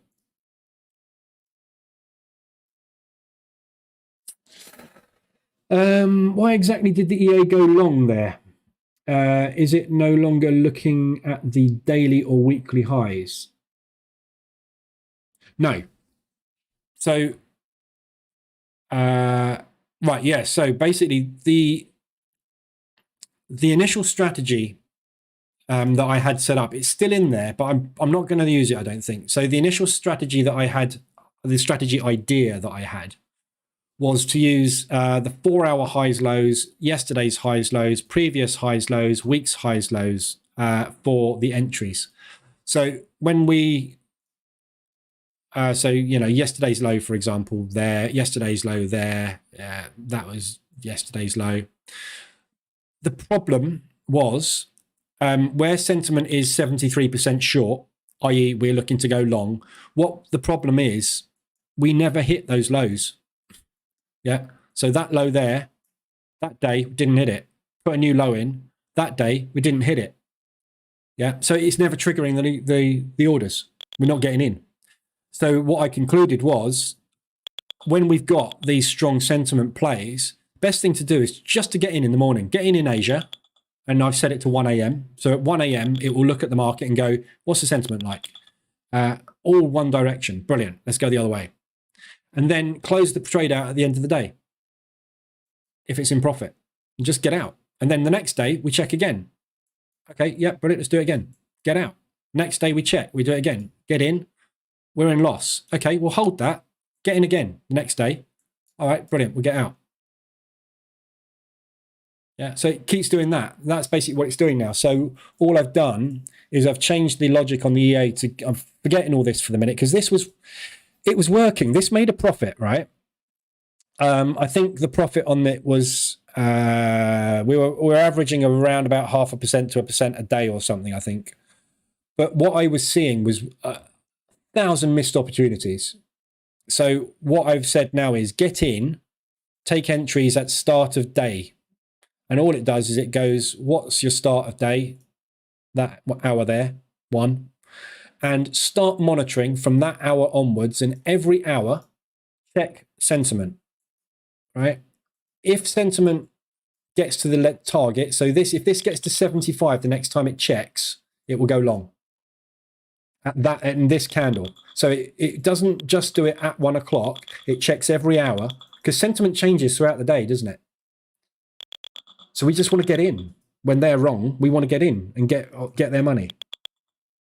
So it's literally, it's a blunt instrument. A real blunt instrument. And it's stupidly simple. Aussie dollar Swiss. Yeah, look. At that point, at 1 a.m. this morning, 86% of the market was long. This morning, 86% of the market was long. Look how stupid retail is. This is a really good example. Look, Asia, we had a 14% of the market, right, was short on this thing. So which means 86% of them were long on it, right? So what we did was just went, well, if they're all going long, we'll go short, because if they're long, there's liquidity there. And all throughout the day, they have remained long. And as this thing's come down, they've added more and added more and added, and they're still adding more. So now there's liquidity sitting here. Look, it's just been coming down, taking the liquidity. Every candle, literally, pretty much without fail, from London's open. Yeah, came down, took out the liquidity. There's the low, took out the liquidity. There's the low, took it out. There's the low, took it out. There's the low, took it out. There's the low, took it out. Oh, let's give them some. Excellent. Let's all get long. Okay, brilliant. Take it out. That's literally all the market has done all day, is hunt the liquidity of the idiots. So why try and go, oh, well, I'm going to get in on a bullish engulfing, or I'm going to wait for a shooting star, or I'll wait till it's taken a level out. Blunt instrument. If they're going that way, I'm going the other way. And you don't need anything more complicated than literally that. If it pushes and I go into drawdown, I will get in the next day, as long as we are a distance I'm happy to be apart from my initial position. And that is exactly the same as it works with the market reversal alerts EA. There's a distance between trades where it is their minimum distance as a percentage of the ATR. ATR I'm using is the 1 day. So half an ADR apart, it will scale in. But if I go $500 into drawdown, it will close out 1/3 of the position and do drawdown control. And all it would do is just get me out when we're in profit. And that deals with the sentiment shifting the other way. It will start to get me out. But that's the bit that I haven't tested live, because obviously this is the first day testing it. But I don't know. It's on paper, back testing it for 10 years, it works. But all I can test on paper with is IG sentiment. So the only back test I have is the daily FX sentiment report. Yeah. So this is all I've got. Yeah. To tell me, that's a really messy chart, isn't it? Let's use something else like that. Yeah. So retail starts to go short. The market goes up. Retail goes, I'm not sure which way to go. The market goes, all right, when you've decided, let me know. And the retail goes, okay, we're going to go short. So the market goes long. Then it gets up to there and retail goes, all right, well, we'll go long then. Okay, no problem. We'll bring it back down. Yeah, this is textbook, happens every day and has happened since retail trading was in existence. Retail goes one way, the market goes the other. There's no point in trying to time this at all. They go long, it goes short. They go short, it goes long. They go long, it goes short. They go short, it goes long. Every instrument, without fail. And I've been watching this thing for a decade do this. I just have never really had the strategy to get in. Now I have position trading. So I'm going to milk it with position trading. So we'll see how it works. Obviously, I'm getting with small risks to start with. There's potential, obviously, to use this on funded as well. So I'm going to look at potentially for that. I want to see what DD it gets, so though, because I'm not at the moment monitoring exposure, so it would literally just get me exposed on everything that has retail opposite direction. So there is potential for overexposure, so I might have to deal with that. But the problem with that is, which one do you pick? So short of me coming over to my website every day and checking the sentiment, it's difficult, isn't it, to know? So, but if you pick these 90s, yeah, I'm pretty sure these, I haven't checked this and I can't backtest it, but I'm pretty sure all these 90s pretty much every day you're going to see an ADR hit on them. But we'll see. Right, we're still pushing up on this. 54%. Not bad, eh? What an ORB. EU has 0 on the combined sentiment. Come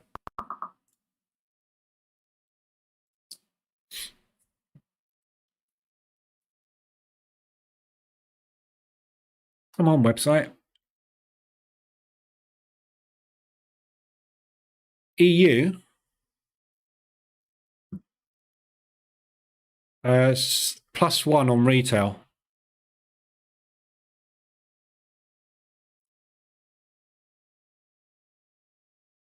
So that's COT. That's retail sentiment. So this is institutional sentiment. That's retail sentiment. So if you've got the combined sentiment, you go up to a +6. So if you want to see the very strongest possible trades today, those are the ones. US dollar CAD, Euro Yen, Euro CAD, Euro Odd, and Aussie US. Because we got COT positioned long, retail positioned short, so we want to go long. So these are the strongest. The combined sentiment. This is not using combined sentiment. The EA, this is literally retail only. This only uses retail sentiment. It's not bothered about what COT's doing. Because don't forget, COT is long term. COT is 4 to 12 weeks. Yeah. So we're expecting sometime in the next quarter, Euro Yen to make a big move. But it can have days and weeks of that, where the retail crowd are enticed in one direction before it moves. So the EA is literally just milking them on an intraday basis. We're not that interested in long term with that EA anyway, not with that EA. The sentiment updates at a specific time. Yeah, the sentiment updates hourly. So on the website, sentiment, so this is the 257 update. So this updates every hour. So if I refresh this now, we should have a 357 update. Might not be in yet. Yeah, it's not in yet. But yeah, it updates every hour. So basically the EA checks every hour. But the EA checks. The EA will check whenever you want it to as well. Like I'm running this on the hourly charts, right? But if you put this on a 15-minute chart, you could tell it to check it more regularly. So for me, I've got it checking every one candle, which means every 1 hour because I'm running on the hourly. So if you ran this on M15, you could check every 15 minutes for sentiment, and it would get in faster, maybe. But I think hourly. I'm not the difference between getting in on 15-minute candles and getting on hourly candles. I think you're going to find you might make 5 or 10 pips either way. I don't think you're going to really find it's going to make a lot of difference. But as I say, this is all testing, so this could be an utter miss. But it's not. Normally in any other instance, what I would be doing is back testing this. Obviously, but I can't backtest it because it runs off of live retail sentiment. So there's no backtesting option. Sellers are stepping in hard. We've got John Wick just arriving on the NASDAQ. The Dow was still holding. So we're a little bit stuck in a holding pattern at the minute. See if those sellers are short-lived. The sentiment EA does not include COT. No, that's right. That is not counter trend. What's not counter trend? What was I talking about then? Big Papa, I believe the sentiment EA will work because, as I observed, as long as you trade against the herd using the trading system or strategy, the probability of winning trade is high. Yeah. So as again, this EA. Right? It is a blunt tool. It literally is a case of, are they idiots? Are they idiots? We know they're idiots. Are the idiots one way, overloaded one way? Yes, brilliant. Do the opposite. So that's literally all it's doing. It's not running any system or strategy. The strategy is trade the opposite direction of the herd. Yeah. I could build into this. Only get in on a bullish engulfing, only get in on a bearish engulfing, only get in on a hammer, only get in on a shooting star, only get in at yesterday's high, yesterday's low, etc., etc., etc. There's 1,000 ways you can get into a strategy, into a trade, isn't there? But as we discussed this morning, it doesn't matter which strategy you use when you're trading against the sentiment. It's either going to today go and need to hunt that liquidity, or it's not going to hunt it. If it's not going to hunt it, we're going to get either that or that. It might go against you, it might go sideways, in which case then we'll deal with that the next day, the following day, by getting into another position if we need to. However, if today we were right, we just kept all of this, we dump the whole lot over there. Anything that's in negative, we'll deal with it tomorrow. We'll take another trade and we'll try again. Anything that's in positive, just stick it in the bin. We win. So it's a really, really simple, blunt instrument EA. It's not designed to be doing anything clever. And I don't want it to do anything clever. You can get very, very clever, but the simplest strategies work the best, yeah? Yeah, ADR reversals, H1, M5, H1, M5, H4, M15, yeah? Simple strategies. When the RSI gets extended and we get a reversal out and a breaking structure, take it and get out. That's it. Job done. Doesn't need to do anything more complex than that. And this is even simpler, isn't it? The sentiment. Like the hedging strategy. Look how effective this is. 21% it's banked now in the last 3 weeks. This is about as blunt as it gets. When RSI is extended, short. If it's right, bank it. If it's not, short it again. Simple. No mucking about with price action, all that rubbish, which I love, but not with that sort of strategy. What specific time do you check for the inverse trading idea? It's constant.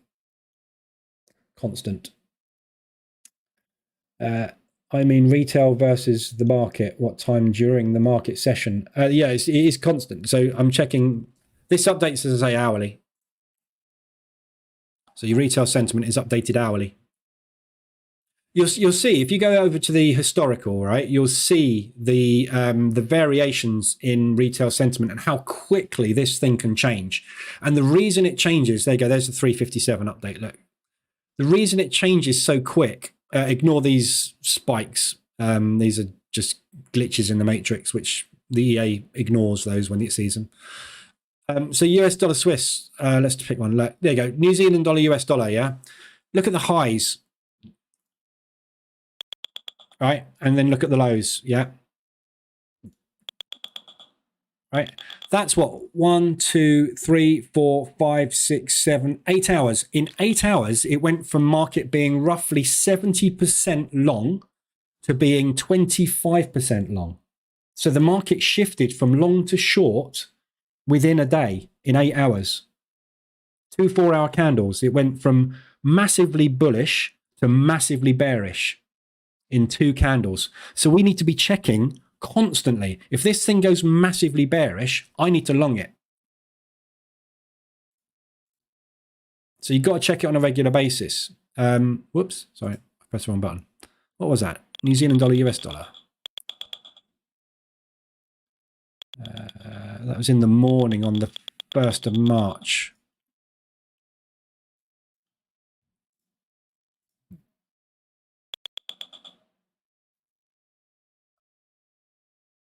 Yeah, look, 1st of March in the morning, the market flipped long. Look what happened for 2 days. The market went long here. It just collapsed.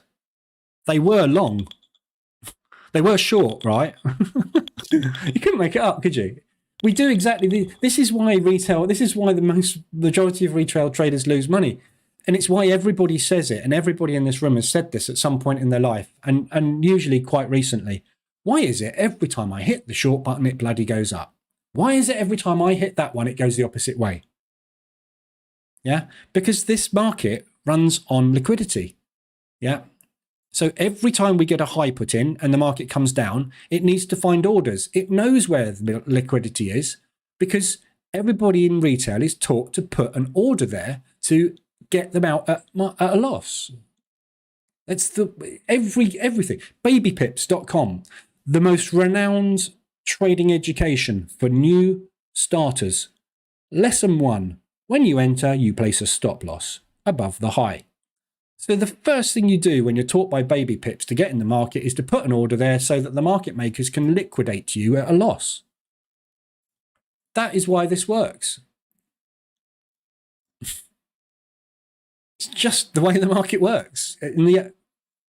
At some point, we're going to wise up. At some point, the majority of the market is going to wise up and go, all right, so if I stop using stop losses, I'll win money? Yeah, well done. And it's how long does it take you to come to that conclusion? That's how long it takes you to become a profitable trader. Or to do the opposite what the retail trader. Everybody says, well, to make a strategy work, you've got to do the opposite to what everybody else is doing. And what do? They come up with a strategy that's different but uses a stop loss. What they don't realize is the thing that they're doing that is not different to everybody else is using the stop. Anyway, just going to lock a bit more in. I'm going to lock it in actually behind that propulsion gap. And in fact, I'm not going to use, right, so look at what I'm doing here. Why am I not putting my stop there? If they are going to do that, what do you think they're going to do? Everybody that's hit long in the last 1 hour, or last 20 minutes rather, their liquidity's sitting there, isn't it?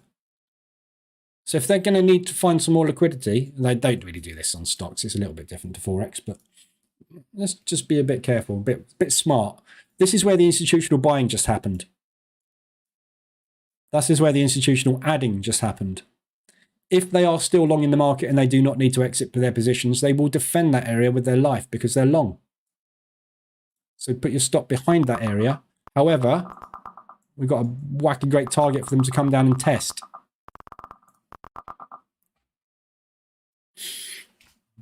Mechanics. You have to know how this thing operates to be able to trade it.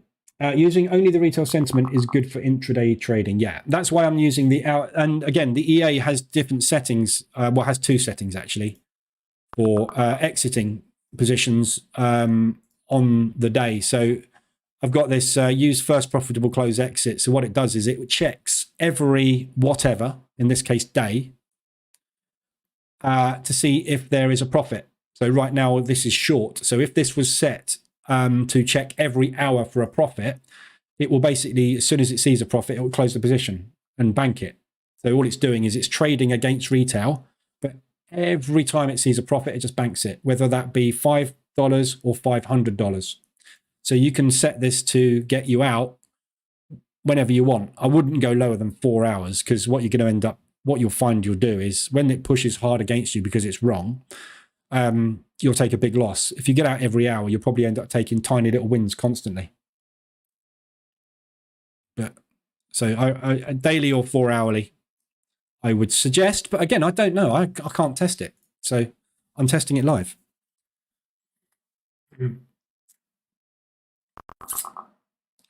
Very good idea on the sentiment EA. Yeah. US 30 sentiment. I haven't got that. I don't have. I wouldn't use sentiment on indices, because indices works slightly different to Forex. This works really well on Forex because Forex is manipulated more. Indices are more, sentiment can quite often be right because indices trend more. So because they're involved in stock sector purchases and all sorts of other stuff. So there's less manipulation on the indices than there is on FX, which is why there's no retail sentiment on it. I can get it, but there's less people, there's less brokers that publish it. So it's not the data wouldn't be as good because you'd have a smaller data set.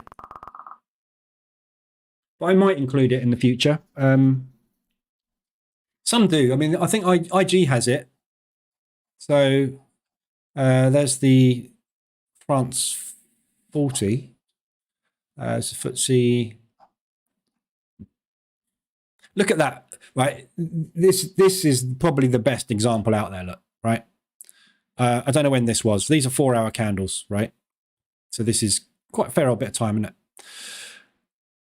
Retail, long. We start going short. Retail keeps adding to their long positions. They get longer and longer and longer and longer. It goes down and down and down and down. Retail go, oh my God, this isn't working. No, it's not. Let's go short. Okay, we'll go long. Then it goes, hang on a minute. We were right last time. We need to go long again, boys. Okay, no problem. We'll take it short. Hang on a minute. No, we were right the last time. We needed to go short on it. No problem. We'll go long. You can't make it up, could you? This data is out there, freely available to everybody in the world, and yet no one pays any attention to it. It's nuts. But I was looking at the DAX. I'm pretty sure the DAX is on here. Silver. So there's the S&P.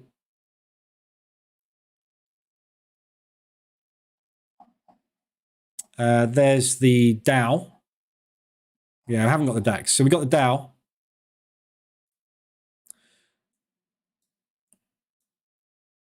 But can you see how the sentiment on the Dow is an awful lot more choppy?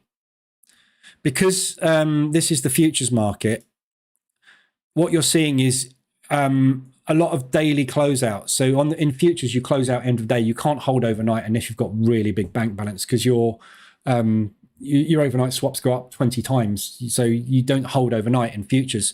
So you end up having an awful lot of new intraday positions added, but they don't get added in Globex. Globex is very sideways, and you get these big spikes because this is the open. And this is why we trade the opening range breakout strategy, because this market throughout Globex, you can see today, this is a great example today. Yeah. Throughout Globex, we don't go anywhere. When the bell goes, we're off. So the sentiment during Globex is never correct because it's algorithmic. We're looking for retail. And retail quite often get it right in futures because you go with a trend. So you're probably better not to trade against it, in my opinion. It's just a lot more choppy. But long-term sentiment, go long, they go short. go short, they go long. But look at the move; it's so much smaller than FX. So I don't know. I can add it at a later stage. $2,000. Look. Ooh. Okay. Coming down. I think I'm going to get a break even on this. You know, well, I'm not going to break even. I'm going to make money, but there's nothing but sellers at the moment. I think we may have found the high of the day. Although I'd like to see us get ADR. Swap stop loss for position building and a set percentage of drawdown has worked in the long run for me. Yeah, exactly. Why does brokers give out retail sentiment data? Stopped out. Oh, not quite. Oh, no. Holding on. Hold on. Holding on. So I got to quickly find it.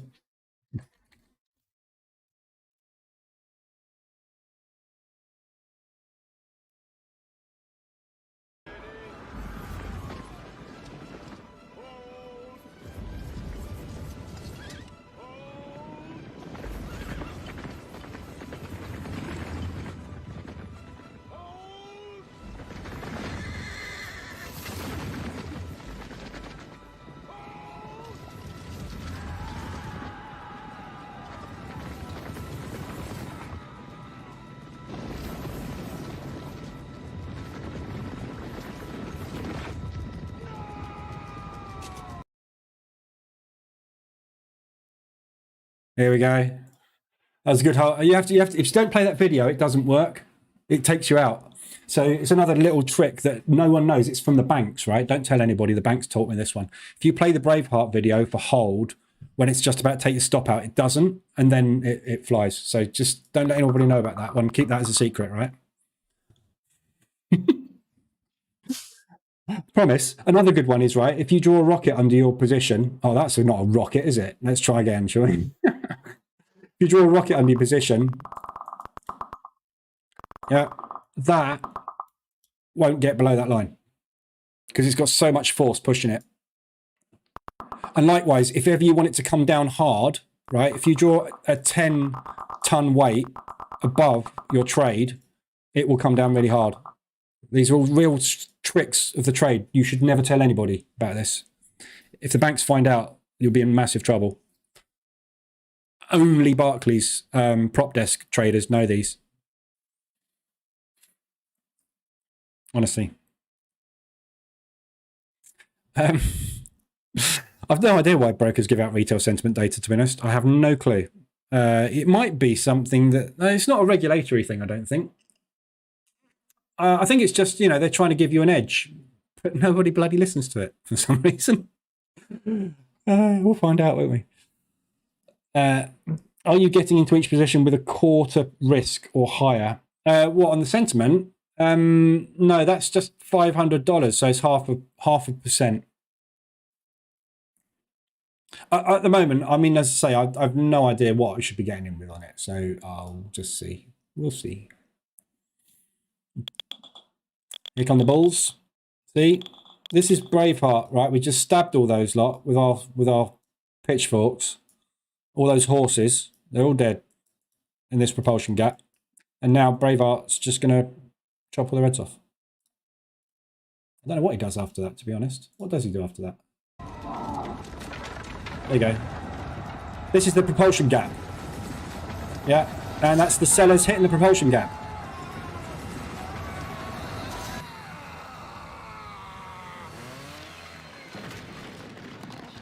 Power to the players. Rated M for mature. You watch, I'm going to get stopped out now. Thoughts on pound yen?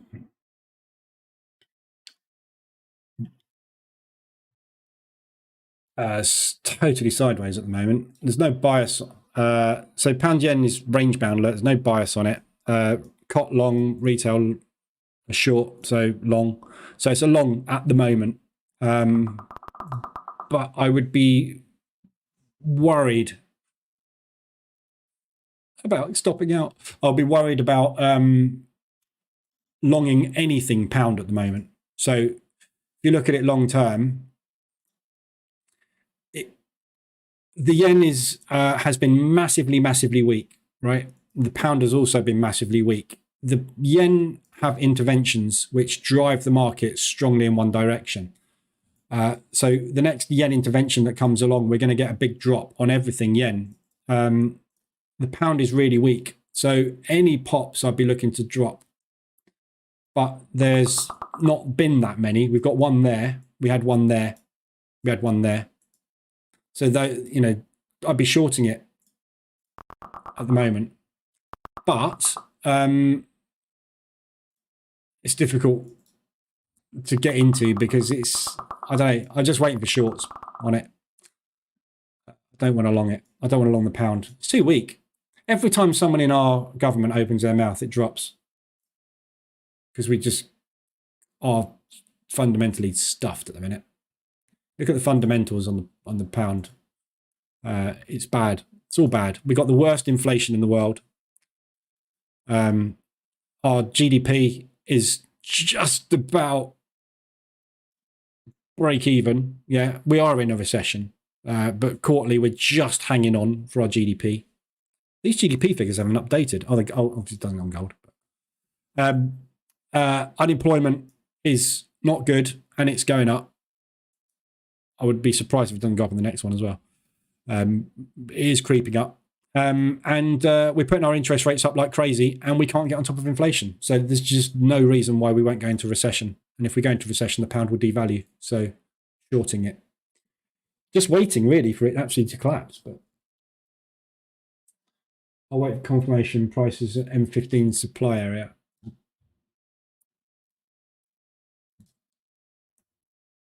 So we've got support. I mean, I wouldn't. I'd look higher time frame for support resistance, but it's really hard to pick anywhere on it to get in. I want to rally. So this area here is where I would really be interested in shorting it. If we did get up there, I would be all over it. If we got this propulsion gap here, which is within reach, that one is a reachable propulsion where we could well do that. And obviously what they're going to be doing is taking all the liquidity from everybody in the last week that's shorting it from here when we get up to there. But then again, that is an obvious short from Wednesday last week where there's likely liquidity as well. So, I don't know. But like I said this morning, doesn't matter, does it? Just get in. And if it doesn't work, get in again. If it doesn't work, get in again. When it does work, you get out. Just wait. It's a tricky one, pound yen. Barclays, that's because they're useless retail charts. Oh, yes, that's right, Brian. Can we find him? Right, let's have a bet.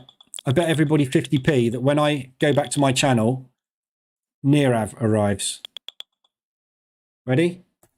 Have you ever thought about getting No! Yes, it is! I was right! Second, these kids on YouTube and social media trying to teach me. I was right! Old enough to go to school, Here he comes. let alone teach me how to trade. I need to learn from someone who actually Useless has retail wisdom charts. and a background working as a trader at some of the biggest banks in the world, not some kids on YouTube and social media. Well, today is a once-in-a-lifetime opportunity for you to actually start taking your trading seriously. Now, my name is Nirav, and Where's our useless retail charts, Nirav? Biggest banks in the world, Barclays Investment Bank, as a successful senior trader. I bet he knows about the hold video as well. If you ask him, if you go and pay $2,000 to do his course, right? Ask him if he knows about there's his useless retail charts. Look, his candlesticks inside candlesticks. But yeah, ask him if he knows about the hold. And I've just proven it live on stream. I've just proven the fact that if you go and watch Braveheart while you're trading, it will not hit your stop. I've just proven it. Look, it's proof. You don't need to go and pay £2,000 to Nirav for his course. Just come in here every day and I'll prove it to you. I know everything. Look, I missed them. There was the useless retail charts. Right. Don't use useless retail charts. Yeah. Use these ones. We've got numbers inside our retail charts. So they're much better because there's numbers in them. We still close our candles on exactly the same time as you do, every 5 minutes, every hour, every 15 minutes or whatever, except we put numbers in them. That makes them less useless. Let's get numbers inside our... Oh, I'm just waffling now. Look. There you go. Sorry. This is a comedy channel, by the way. It's not really. It's turning into one, isn't it? Nasir, I did the Braveheart hold on Euro Pound over the weekend. It paid off. Yeah, it works every time. Nice strategy, yeah. Putting rockets under everything, yeah. Rockets, weights are really good. So if you need if you need something to come down, you literally just draw the weight. Depending on how quick you need it to come down, 10 tons is usually enough, right? But if you put a speed rush over the top of it, you'll tend to find it will come down faster. Yeah, so there was something else you can do with these 10-ton weights. I can't remember what it was, but I used to do something else with them, which actually worked better. Oh, I know what it was. So when you put your weight on the chart, make sure it's high enough so that what you can do is underneath it, if you draw a house, right, depending on how many windows it's got will depend on how quickly it gets crushed. But if you put a house under it and make sure that your entry is within the house, the 10-ton chart weight tends to crush the house and just drive through it really, really fast. Unless there's Braveheart here, of course, and then it won't get through at all. It'll just go back the opposite way. So if anybody's coming here for the first time, they're going to think I'm nuts, aren't they? All I'm trying to say is you've got no clue whether that's going up or down. It's totally out of your control. It doesn't matter what you do. You might as well go and watch Braveheart. Got much chance of getting it right. Traders envision Braveheart while trading, but end up flailing around like Ed 209 knocked over on his side. Yeah. We should use him more. Especially when John Wick enters the building. Because I reckon John Wick could beat Ed 209, hands down. No problem. A couple of pistols, he's done. Mine is always WB trading. I can probably get WB trading up. If we nip over to my channel and just go to another one of my videos, I'll probably get WB trading. Oh no, that's not going to work, is it? We're going to have to use another video. No, oh no, I'm out. They're out now. They've done. I'm over advertised. I'm not going to get any more ads now. Look. No. What about the live rooms? They should give me ads. Let's watch an old live room. Oh, who we got? Sell what you know. Oh, this is different. Oh well. Anywho, I digress. So Braveheart is still running. What I'm actually going to do is I'm not going to get greedy. I'm going to try and get out there. That will be $32, which is roughly, I don't know. Wow, that's 46% on 62 pips. So add another 20 onto that. That's probably about 60% gain. If Braveheart holds. This is a comedy channel. You made me laugh when you said you would be dead waiting on Fidel to approve your stage 1. Oh, let's check my email. No, I haven't got an email. I've got an email from One Up Trader trying to flog me something. It's a weekly newsletter. And somebody emailing me about plastic bags. Okay.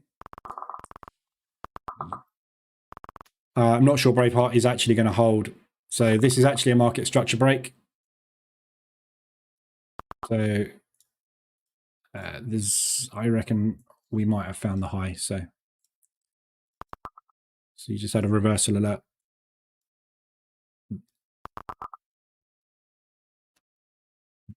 That's where I would be looking for a short. I'll leave it there. I'll let this play out. So I'm either going to get stopped out on that wick. I'm just going to go, just in case we double bottom it. Just going to go down there. So I'm either going to get stopped out there or get TP'd there. But either way, the opening range breakout is nice today. So there's your 5, 10, 15. So you will have got stopped out on a short, depending on whether you're using trailers or what your stop strategy was. You either got stopped out in here somewhere or you got stopped out opposite side. And then we've had the long. So it's profitable regardless. The pre-market 15 today as well was very profitable. That was your stop. You got all the way up to there. If your EA triggered on it, obviously. Mine didn't because I was fat-fingered it somehow. But so yeah, two nice trades today on the opening range breakout for the NASDAQ. Makes up for this morning. DAX didn't do anything, did it? So right, I'll leave it there. I'll be back tomorrow morning, 7:50, same time, and obviously 2:20 for the New York session tomorrow afternoon. We'll see if we can come up with some more comedy stuff. And yeah, hopefully I'll have the stage 2 Fiddle Crest. I'll need to send off my documents in a minute. So hopefully I'll have that verification stage live for Fiddle Crest. And I've got to get that up to 5%. So when I get to that, which is $500 again, I will get a couple of $100. And then move on to there. And then obviously I'll wish that I'd have actually bothered doing a proper evaluation and gone for a 100k. Well, actually the 50k is what I was going to go for. And to try and get one on those on. I also want to do a fivers as well. So we'll see how we get on with this one though. Hopefully tomorrow. We'll see. I don't know how long it's going to take to get the information. So check out Fiverr's new program. Yeah, I am. I'm going to sign up with Fiverr's. I like the idea of this new bootcamp. This is different. I'm glad they've done this because it's different. It's dirt cheap. I'm going to go for a 250, obviously. But I like this that they're scaling you in as well. 25k up to 50k up to 75k. No time limits. And literally just a 5% flat loss and a 6% target, which is nice. So small target, tight loss. So, you know, you've got to have a good lucky run. But if you get in with like, you know, 0.25s and 0.5s, you'll be pretty safe on that, I think. But we'll try it. I'll have a go. It's going to cost like a couple of €100, so it's nothing. But then you have to pay them when you get funded. But $6.5 grand when you hit 5k. So it's actually 20. You've got to do, what's that? 23%, isn't it? So you need to get 23% gain on the account to get paid. 6 grand for a 225 plus 350. So €575 for a potential 6k return. It's pretty good, isn't it? And then up to 75%. Oh, the other thing I found out as well, I was reading the blurb on it. When you do a withdrawal, some prop firms, when you take a withdrawal out, that obviously then drops you down in target. But when you take a withdrawal with them, it still counts towards your profit target split for scaling. So one of the problems I've had with prop firms in the past is hitting. I've been paid on a decent return, so I've done like a 5k or 6. I did 6.5k on my Forex funds last month on one account. When you take it out, that drops back down again. So if you've got any scaling, if you've got an account that is scaling, you go backwards. So you have to hold it to get it scaled. With these guys, you don't. So they've really revamped this, the Fivers. They were absolutely awful. But I think now they've redone this. I think this might be a bit of a game changer. I think a lot of people might switch over to this. I like the look of this. But it's a stop loss. You can't position trade. It's a stop loss strategy only. So support, resistance, supply, demand, reversal alerts, extensions on RSIs, ADRs, that sort of stuff.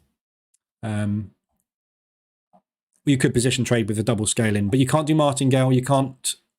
I think you can use EAs, can't you? But there's no martingale. So you've got to be very careful with drawdown control. So just to warn you, if you got in with a 1, it went against you, and you got in with another 1, and it went against you, and you scaled out of 30% of that to bring that down to a 0.7, you now have a martingale. So this needs to be clarified, whether or not you can position trade and scale. If you can't scale out, and they then class you as being a martingale trader, and they class martingale as anything above that initial entry. So martingale to me is getting in with a 1, then entering with a 2, then entering with a 4, then getting in with an 8. That's martingale. They class it as getting in with a 1, getting in with a 1.01 is martingale. So you've got to be careful. It's a stop. It's really stop loss only. I'm just about to get stopped out on this by the sounds of things. Just turn the crickets off. There's a lot of sellers coming in now, as you can see. Follow the crowd.